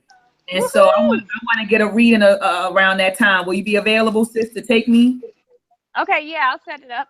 Okay, cool. I'm gonna get it done second week of April, and then when we do a show, I will announce. Oh, yes. And then Dr. Orishas, she about to come on my table too that weekend. So a lot is going to be going on that weekend. I want to begin wrapping things up because I know that we've held, Dr. Coleman, and we held you, Blak Pantha, for a while. The last thing I wanted to talk about is this. When you compare African spiritual systems to Eurocentric or Arabic systems, like, I just want you guys to kind of compare and contrast briefly. Like, I know this could be a show in itself, comparing and contrasting the our African spiritual systems with the Arabic and Eurocentric spiritual systems. But I just want the viewers to understand how when we practice these other spiritual systems, how they de-empower us instead of empower us. For example, a great example, I'm happy, Sister Riziki, that you put up that diagram and you started talking about the Netaru and the Orishas and how we can become that. When I look at, and I'm talking about Christianity, I grew up as a Christian. You're never told that you can be that. You're also, you're told that you were born into sin. You are lesser than, that spiritual deity. It's kind of like you're nothing. It kind of makes you feel inferior. And I've already, just in listening to you all, see a huge difference between the African spiritual systems and the European and Arabic spiritual systems. Like you say, you can become that Orisha, you can become Ogun or Shango, or you can become that. But when you practice, and I'm speaking specifically about Christianity, you can never become that. You get what I'm saying? You're never gonna become Jesus. Yeah, you can't. It's just no matter how hard you try. Or not even a matter of becoming, but realizing that you came here to be a Shango. That's what you came here to be. Your whole existence is divinity. And if I may share, something that I've realized is that humility and divinity cannot occupy the same place. And earlier, Brother Ben was sharing on, who Olodumare is. He is the fire spark, that creation. He is that force, right? Well, that's how these Eurocentric religions and cultures, that's where they come in and have the dominance and the oppressive states and, pushing their religion. That's the changes, because Olodumare himself is so far removed from us. Correct. Again, if we only knew that our Ori, our divinity, it's a piece of him. So clearly we're one and the same.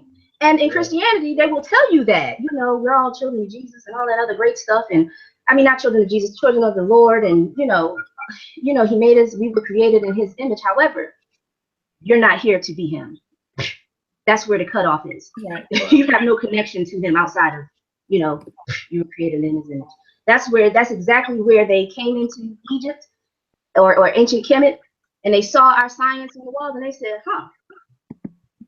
if we could just cut this piece, bam, tell them they have no power. You can't access this.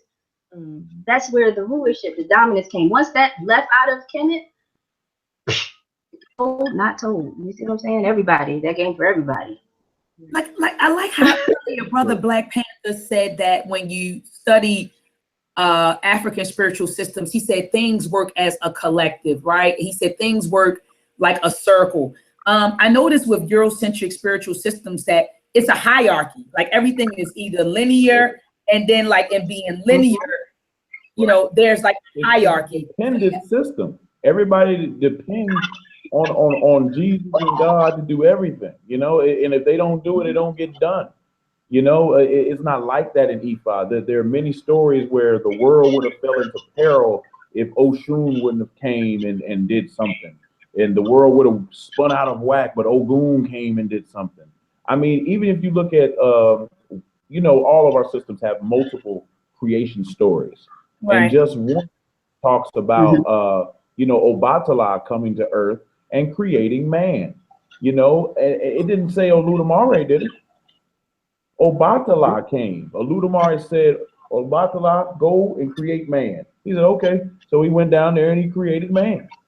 And he had nothing to do with it. So when the sister says he's so far removed from it, it's true. You know, he or he, she, it's not in our daily affairs like this God in the Bible that, oh, I'm looking, what are you doing? Right. Oh no, I'm about to destroy all this. You messing up, y'all messing up. I'm about to destroy Israel again. I'm about to flood the world and start over. Like we don't have this we don't have this concept. And I want to make this point. When I went to the slave dungeons in Senegal, when you come to the slave dungeons, and they haven't changed anything in the slave dungeons. There's a big cross on the outside. That's what it is. And my guy, I was fortunate enough to have the guy that I had because he was Pan-African in spirit. He told me about how they were getting baptized on their way to the ship. He told me about that. He showed me the prayer. He showed me the prayer in Psalms that they gave to them before they got on the ship. He wanted to strip that power away from you as soon as you got into their slavery system. This is why religion was given to us. It wasn't like we begged them for this religion. Right. It was imposed. It was imposed. You are going to be a Christian now. And even before the transatlantic slave trade with the Arab slave trade, oh, now you're going to be a Muslim now because we don't like all that other stuff that you do. So this is why even Africa to this day is kind of carved in half, of the north and the east being Muslim and the west and the south being Christian. That's like why it is like it is today, because people have not thrown away these religions that were imposed on us, and that did not empower us. It didn't help us beat the Arab slave trade that lasted 1,500 years. It didn't help us beat that. It didn't help us beat the 500-year transatlantic slave trade. It didn't help us do that. Like none of that helped us. Something that I appreciate about most is the veneration on our ancestors. Because once we understand why we venerate our ancestors, we understand that they had minds. They were not doing things just to be doing them for the sake of doing them. And we find our place, ourselves in 2017, where we understand why we were masking, you know, why we were assimilating our cultural practices with the religious practices. Now that we understand why we did that, we must also understand that they did not take that seriously. So now we can throw that away. You know what I'm saying? We understand our ancestors were intelligent enough to preserve the culture. And we say that we are our ancestors. Why are we not utilizing that same faculty to just think and analyze and understand that we can stand in our righteous African selves, no matter how we identify, what we identify on the board, and we can let go of the assimilation. We don't have to assimilate anymore. Right. We don't have to mask anymore. No, we don't.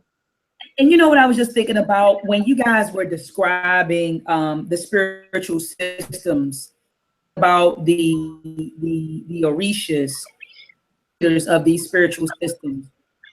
All I could think of was Professor James Smalls said that the God of a people should embody the spirit of that people, right? So when you guys were describing these spiritual systems, I saw the African spirit in these systems. But when I look at the European spiritual system, that attitude of domination, that punitive mentality, that vengeance mentality, I see the spirit of the European people. I'm sorry. So, you know, I was just thinking that when you guys were talking about this spiritual system, I said, wow, I really see the African spirit in these systems. But when you look outside of these systems, especially at the Eurocentric and even the Arabic spiritual systems, I see the spirit of those people, you know. So I guess it's safe to say that I know that in Kwame Nakoto's Work Nation Building, he said that a people that we create, he calls them self-reflective creators, that this creator is self-reflective. Yes. You know, and I totally get it, because just like Professor James Small said, that the God of a people should embody the spirit of that people. So we're talking about overqualified for that. James Small overqualified for that, because James Small been in everything on the planet. I mean, he's been a Christian, a Muslim, a Hindu, and now he's not only the chief priest of the craft of Hunefer that was started by Dr. Ben, he's also a Haugon priest in Voodoo. So that brother knows we talk about. I give him praise and honor every time I hear his name. But to give an example of how your deities match your culture, historians and archaeologists will tell you Shango was a real person. They venerated Shango to his Orisha nature. Shango was the fourth Alafin, which means chief, fourth Alafin of Oyo. This was a real man. He was a ruler. And after he died, they venerated him to the level of an Orisha. To what Wait, who was the real man? Shango was a real person. Oh, wow. Okay. I didn't know that. So when we talk about we're gods, or the black man is God, or the black woman, you don't wake up one morning and become these things. Right. You put in work. Right. And when you are gone, they will venerate you to the level of being whatever your spiritual system says that you can be. That's an elevated presence. But Shango was a real person. People don't know there was a deity before Shango that had lightning, called Chakuta. Shango was so great, they gave lightning to him. They loved Shango. When he died, they said, we got to make him, we got to elevate him. We love this man. And that's how he became the Orisha. So you'll hear a lot of people say Shango the king was the diplomat. He was the gentleman. But Shango the Orisha is the gangster. Shango the Orisha is the warrior. Shango the Orisha is coming through to obliterate everything. So that's why you hear that comparison. Because Shango was actually a real person. Wow, that's dope. I just want to end with this. So just in talking with you and Dr. Coleman, this is what I see, the difference between Eurocentric spirituality, the difference between Eurocentric spirituality and Afrocentric or African spirituality. I feel like Eurocentric spirituality promotes a feeling of inferiority because they tell you that you were born in sin, that you're a sinner, and that you're born in sin. Like as soon as you're born, you were born in sin. I don't hear that with African spirituality. With African spirituality, I'm hearing that that we are divine, and that we come here with a divine purpose. So that's one difference I have observed during this conversation. I also have observed that in Eurocentric spirituality, it creates. Okay, Sister Riziki. That was my fault. Go ahead. All right. So with Eurocentric spirituality, it creates a dependent mentality. With African spirituality, it's a do for self. It's a self-sufficient, self-reliant sort of mentality. With Eurocentric spirituality, I've observed that there's no sense of responsibility for our lives. It's kind of like, okay, if I want this, let me go pray about it. If I want that, let me go pray about it. If I want this change, let me pray about it. But it seems like with African spirituality, it's do for self. I have to take responsibility for my life to improve it. Or like the sister Dr. Coleman said, no, I think you said it, Blak Pantha, that your Babylao told you that you can't, you fail your destiny. I think it was something to that effect. Your destiny will never fail, but you can fail your destiny. Right, your destiny can never fail, but you can fail your destiny. Right, so there is a sense of responsibility, right, for your life. I mean, even if you look at the Orishas, they have tools in their hands. Shango has big machetes that he carries. Shango Ogun has big machetes that he carries. Shango has a double axe. Ochosi with a bow and arrow. Osayin has a bow and arrow. You know, these different Orishas are telling you there's going to be times where you're going to have to get it in. You know, they have different tools of the trade. Oya's pictured with the dagger. You know, they're not just these holy people praying and saying, "Come to us and we'll fix everything." No, you invoke us and we go do this thing together, man. That's what we do. And earlier, Dr. Coleman said that in Ifa there's a saying. She said that heaven is the home, heaven is your home, and the earth is your marketplace. Right? But in Eurocentric spirituality, you know, we're taught that, you know, heaven is, you know, this abode that we go to once we die, and we're taught to desire nothing out of life, right? Because we need to wait to get our reward when we get to heaven, and heaven isn't our home. Heaven is this place that we get to once we die, you know. So I see a difference there. You guys, you know, African spirituality believes in reincarnation. You know, that's taboo in Christian household. Right. You know what I'm saying? That African spirituality has the circumstances in which you return. You know, and there's even different things that when your baby is born, you can get your baby read, and it will say, well, you're supposed to. That's the culture. Return. Exactly. That's the culture. Which one that's when you like. Yeah, and that's when you're looking at what Dr. Oya, you know, the premise of this conversation, the whole your spirituality and culture goes hand in hand. So when you have those babies, you're supposed to have the reading so they know their destiny, because you're supposed to push them along so they can get to their destiny. Exactly. You see what I'm saying? That's the culture.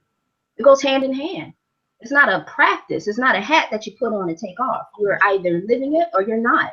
It goes back to authenticity. Mm-hmm.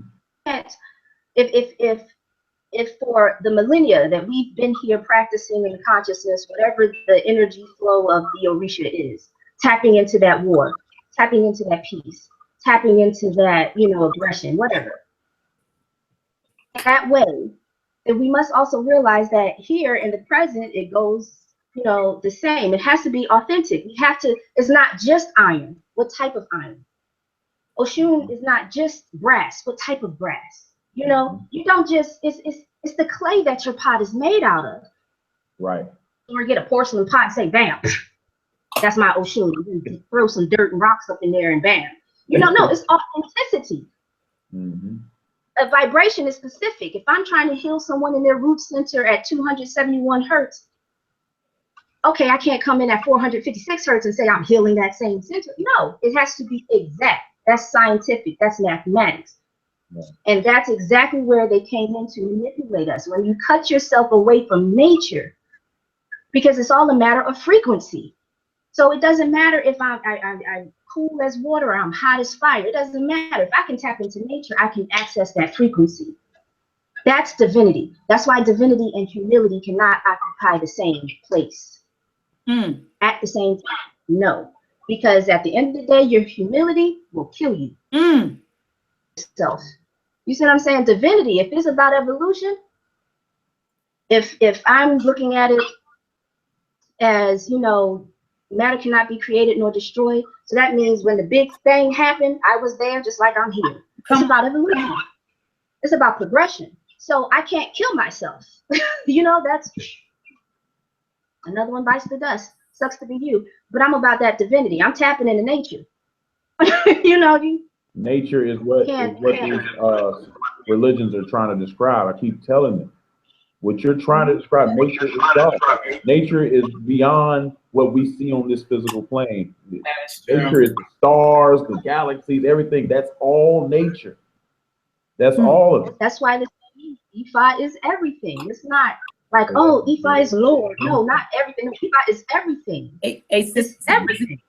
Sister Razika, they making me, when we hang up, I asked Brother Blak Pantha a while ago to suggest 2 books. 2 books? It was 2 books you told me. You said I need to get these 2 books to learn about Ifa. And I'm going to be honest, just listening to this conversation, you all are really motivating me to grab a few books and really dig deep. You know, I've been kind of scratching the surface, here and there. And you guys are motivating me right now to yeah. It's Brother very Ben. scientific though, and you'll like that, Dr. Mahat, because you know you've probably heard the argument that the universe is expanding. Right. And you'll Expands hear and other arguments that say the universe is contracting. right. Ifa says it's doing both. Hmm. Ifa says that it's the constant contraction and expansion that produces the light in which we see. It's That's what balanced Ifa to says. it. You have to have an opposing force for everything. That's what our spiritual system says. So you've heard this debate with scientists, but our ancestors figured that out thousands of years ago. You're both right. Yeah. Yeah. And look, hold up, because I was compiling my little list while you guys were talking. The last thing, well, there are three other things that I wanted to say in comparison to Eurocentric spiritual systems. I don't hear any male chauvinism in these African spiritual systems. I don't hear misogyny or misandry in these spiritual systems. What I hear right now is oppositional unity. I hear complementarity. I hear duality. I hear you talk about male, female energies, and not just, male, like as in you being a male and me being a female. I'm hearing that, okay, a woman can have masculine energy. A male can have feminine energy, and it's okay. That's right. And it's all right. So, That's what it is. It's a characteristic more so. Like people, when they hear about masculine, feminine, you want to think about gender. It's not gender. It's the characteristics, the traits, stuff like that. But go ahead. Exactly. Thank you, Raziki. That's what it is. It's characteristics. It's not. Don't take it so literally. I think that's what people do. And that's just like how Christianity, they want everything to be literal, even though we know it's a metaphor. Right. It's a metaphor. You know what I mean? So you are the personifications of that deity, as opposed to that energy of that deity. Because that deity is neither male nor female. Yeah, and it's not necessarily a good or a bad thing. In my house. Exactly. We're going to have to carry this offline because I'm hyped and I'm like, I definitely want. But you know what, though? Not to cut you off, Raziki, but Blak Pantha should do a show with Dr. Coleman. Like another show, an extension of this. That would be really good. Yeah, that would be dope. Yes. That would be dope. Definitely hot. I think it's cool. And to wrap up what y'all said, because y'all literally said, now this is what Brother Blak Pantha said, and then Dr. Coleman combined that our African ancestors studied nature, including the galaxies and all this stuff. So next time somebody talk about astrology ain't derived from an African concept, I don't want to hear that because it kind of did. Well, let me clear that up. I'm not one of those people. I'm not one of those. That up, I don't want to get you in trouble, sis. Let me clear that up. I gotta get on my pseudo. Go ahead. The astrology, it's really a misappropriation of terms. Our ancestors were with astronomy. We studied star systems. We studied things. We built things like Naphtali, which is a natural satellite that's in Nubia. We did associate with the stars. We studied the star Sirius. The star Sirius in Gambia is called Yanir. You'll find the Sirius star throughout Africa. We really revered that star. In Dogon and Kemet and Gambia, they like that star. Where it starts to blend with astrology is you're a Cancer, you're going to act like this. You're a Capricorn, you're going to act like this. No. And that may not be true. And when you get into things like natal charts and testing of these natal charts, you'll go back and you see that it doesn't have an African origin. So that's what people are saying when they say, well, astrology and African spirituality, it really doesn't mix. That's what they're trying to say. Okay. Absolutely, positively does. So we never used astronomical information to kind of guide our patterns in behavior in life. Is that what? Some of it is very similar because Orishas are connected to certain planets. Right. That is true, but I'm talking about strictly the horoscope portion of astrology is the portion in which people are saying that, well, you know, that we can't really get with that. And that's what they're talking about. They're, oh, I'm a Sagittarius, so I'm supposed to be emotional and moody. And, yeah, no, because it's more than that. No, and the Western yeah, world that's doesn't what even. they're talking about. Yeah, no, and the Western world doesn't even use astronomically correct information, whereas the Eastern side of the planet, they use astronomically correct information. But I do thank you for that clear up, though. Okay. Yes, and to be more specific, how, you know, it's more than that. Just like you said, Sister Ezekiel, it depends on each planet's role. It's not just, oh, I'm a Sagittarius under this sign. It depends on your degree. It depends on how they align and how they connect. It depends on how this one is positioned here and what's over here and how they all in unison. How that translates into Ifa is your Odu. That's your contract. That's how it goes hand in hand. So when we say Ifa is everything, is because depending on the natal chart, I can sit here and say, oh, Shango's over there and this is over here and blah, blah, blah, blah, blah. Oh, it's Ogundameji. Bam. It's forces either way you play it. There's certain ways that we're able to determine the certain characteristics that forces of nature provide us. So I do agree with Brother Blak Panther in the respect of, I think that we have a negative association because when you say you're this sign, you're directly that. Actually, no, you're everything. It's just how much do these different aspects play a part in your life. So, okay, that's all I wanted to say. Or clear up. But thank you both. Yep. All right. Well, I just want to wrap this up. I want to thank you, Brother Blak Panther, for coming on the show. I want to thank you, Dr. Coleman, for coming on the show. I appreciate, you know, your presence. I appreciate your knowledge. I appreciate your wisdom. And I'm talking about the both of you. I appreciate, you know, your time, you know, your energy, because you could have been doing anything else, you know, in the next 2 hours with this 2 hours that you spent with us. So I just want to just say that, you know, I appreciate you coming back. Please don't let this be your last time coming on the show. And I agree with Sister Alima in that Brother Blak Panther and Dr. Coleman do need to come up with a title and do a powerful show. Please let me know when that will be. I see a lot of similarities between the two of you, but guess what? You practice the same spiritual system. Like mine. You practice the same culture, you know, so I see that and I love it. And it's a beautiful thing. Sister Riziki, you didn't read that passage. I think we should close out with the passage from Power Economics, Claude Anderson, where he talked about culture. What I took away from this conversation is that we as a people, we as a collective need to practice a spiritual system that empowers us. And we need to understand that our spiritual system and our culture go hand in hand. Culture is spirituality. I believe that I use them synonymously, those terms synonymously. Can I do that, Dr. Coleman and Blak Panther? I can use those terms synonymously. Use them all the time. Okay. And you're not the only one. Our great scholar, Marimba Annie, does as well in her book Yorugu. So you're not the only one that uses them interchangeably. And she's the one I borrowed that quote from, that the culture is your fence between you and the foreign invasion and white supremacy. So that's her quote in the book Yorugu. Okay. All right. So to me, you know, spirituality and culture are one and the same. Last week, Sister Riziki read a passage in Dr. Claude Anderson's book, Power Economics, where he posed the question, does your culture empower you or de-empowers you?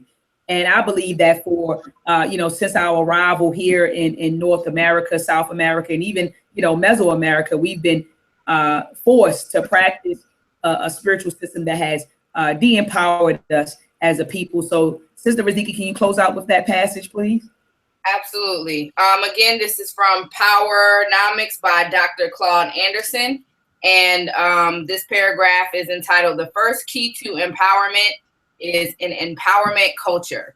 So since humans rely on culture for survival, culture is an essential empowerment tool for Black Americans or Africans in America. Culture usually refers to the norms or systems of behavior and shared values that are passed on from one generation to another. Essentially, culture is a script that is never neutral in its purpose. It either empowers or de-empowers a group. What it does to a group depends in large measure upon the position the group holds in the societal pecking order of acceptability and whether they are an in-group or an out-group. Culture's most important function is to promote cohesiveness and trust that bind members together through values such as group loyalty, pride, and respect.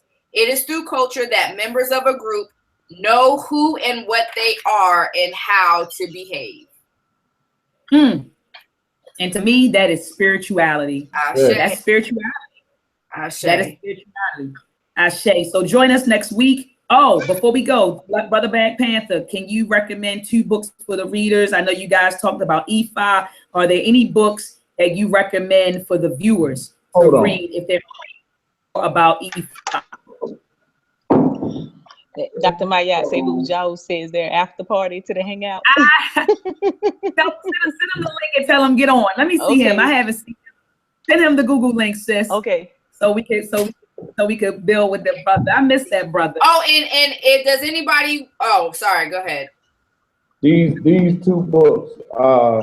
This is called The Cradle of Yoruba Culture, and it's by Chief Dio Ologundudu. And I actually, this is the Babalawo that actually did my reading, my first reading ever. And he lives in Atlanta, and I recommend this book to anybody that wants not only information about Ifa, but a historical perspective of how Ifa traveled from Africa to the South America to America, and the bumps and bruises along the way. So that's the book, Cradle of Yoruba Culture.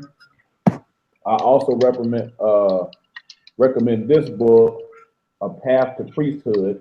It's by Baba Akingube Karate, and he is the student of the famous Babalawo Baba Ifa Karate, and he's the first student of his to make Babalawo.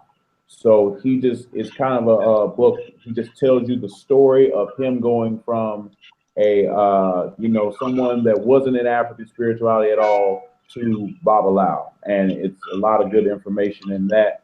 And I recommend those 2 books. But above all the books, I recommend that you find yourself what's called an ile, which translates to house or temple, and find a Babalawo yourself. And vet any information that you get through that Babalawo or that priest. There's a lot of information out there about Ifa, Santeria, Candomblé, Palo. It's a lot of information about these things, but it may not all be accurate information.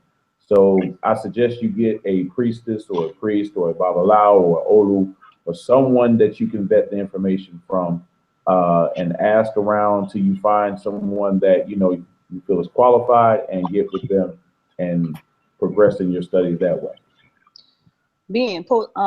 Say the names again so I can post them in the chat, because someone's asking for them. But the Cradle, the book. Oh, okay. The first book is called The Cradle of Yoruba Culture. I got it. And the second book is called Path to Priesthood. And the authors are, the author of the first book is Chief Dio, D-A-Y-O.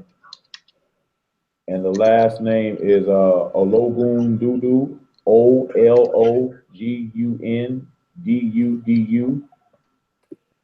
And Path to Priesthood's author is Baba Akingube Karate, which is B-A-B-A A-K-I-N-K-U-G-B-E, and Karate is spelled K-A-R-A-D-E.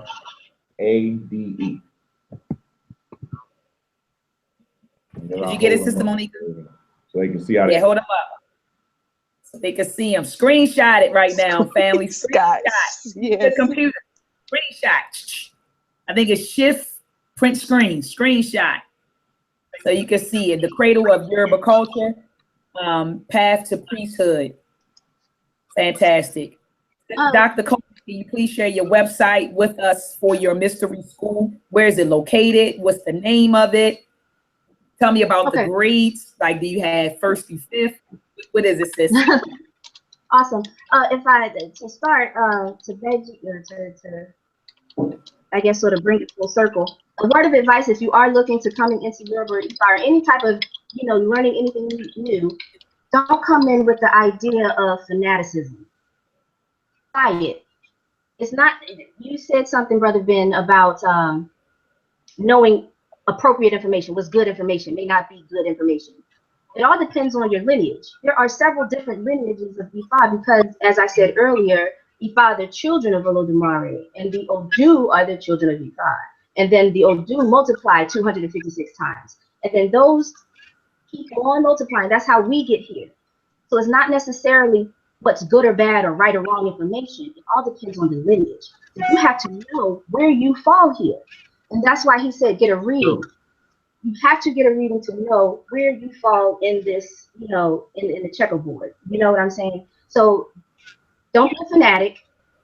Take it as it comes. Now, the Cauldron Academic Coven for African Women, we are an online academy. However, we are housed here in Loganville, Georgia, right outside of Atlanta, where I facilitate the healing house, where we do commodities such as the touch therapy, wellness, herbs, supplements, so forth and so on. So we do that right here in Loganville. Website is thinkfreshly.com. Instagram is @thinkfreshly. Facebook is /thinkfreshly. The business name is Think Fresh Wellness, but it is #ThinkFreshWellness. We are in the age of technology, so you can put that hashtag into Google and you will find everything you need to know about me. Freshly, got you. Think Freshly. And where are you located, sis? Just out of curiosity. Loganville, Georgia. We're right outside of Atlanta. Oh, I need to get to Atlanta. It seems like my whole life is in Atlanta. I'm on and move. Move. Yes, family, Blak Pantha, Sister Lima, Sister. Come on, sis. Oh, I gotta get down there. African Center schools are down there. Like, Pack it up. I'm telling y'all, I've really been. Jabo down here with us. Yeah. I forgot, guys. I apologize. The Cauldron Academy is 3 things. We have entry level, which starts out recalibrating you for in your African state of mind, the 9 minds of self, and then we escalate to doing your own thing and woman in your community that you can now build bridges and gaps and empower, and that marketplace and culture go hand in hand, and the woman is the glue for both of them. So we have to dominate this marketplace and maintain our. And that's what we come through here. Yeah, that's right. Before we close, Brother Wujaru, and Raw squad up, Brother Wujaru. What's going on, King? Peace, peace. Can you hear me? Yeah, we hear you loud and clear. Do you want to add? I know that you are an expert on, the Kemetic spiritual systems. Do you want to add? Was there anything you wanted to say in regards to the Kemetic spiritual systems? What they represented, what they signified, and that Teru? Do you want to go in on it a little bit, or?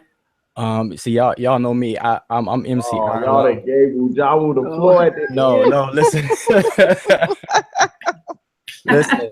So no, I really, because I could talk forever, but no, I just wanted to say that I tuned in. I didn't catch the beginning, but when I tuned in, from the time I tuned in till the very end to this moment, everything is on point. And I love this kind of conversation. So that's why I said it's the after party so we could build some more. But if I start talking now, you'll probably double your time, 4 hours. So how about this, Wujaru? How about you come on the show and we do a show on Kemetic spiritual systems where we talk about the Neteru, where we talk about what the Neteru represented.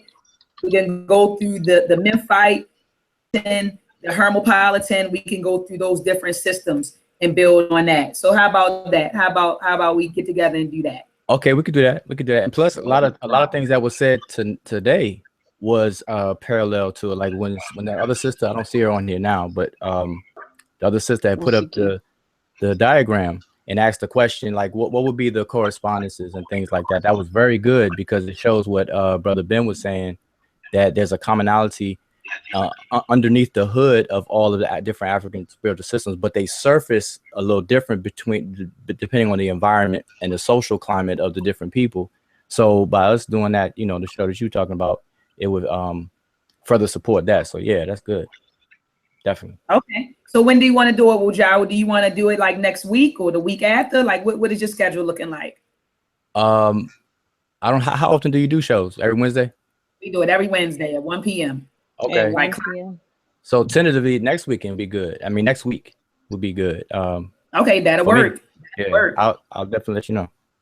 All right, that'll work. And Sister Raziki, I know that the screen froze on her. It was two of them up, and one was frozen. The other one was, you know, I guess. And so I tried to eject one, and then the other one went out. So I don't know. Sister Monica, could you hit her through Facebook? I don't know what's going on. Yeah, I'm trying to get her back now. Is she back? No, I'm gonna try to send it straight to just her without the group. Okay. If you ejected her, she probably on her end, she's probably blocked. Yeah, I don't know what's going on, but shout out to Sister Raziki and Nature's Crown. Shout out to Sister Wakisho L. Sister Kaba, she wasn't with us today, but shout out to Sister Kaba, Nepti Ankh. Shout out to all of the sisters. I mean, I love the sisterhood, and I love what we're doing. I love the dialogue. I love what you talked about that earlier, Dr. Coleman. As sister, you said what empowers you as a woman would be other women to empower you. And I'll be doing a lecture here in Baltimore with the Nation of Islam, ironically, and speaking on the topic, Queens Uplifting Queens. And, you know, in Baltimore, there's this whole movement of, you know, leaving your ideology at the door and coming together to nation build.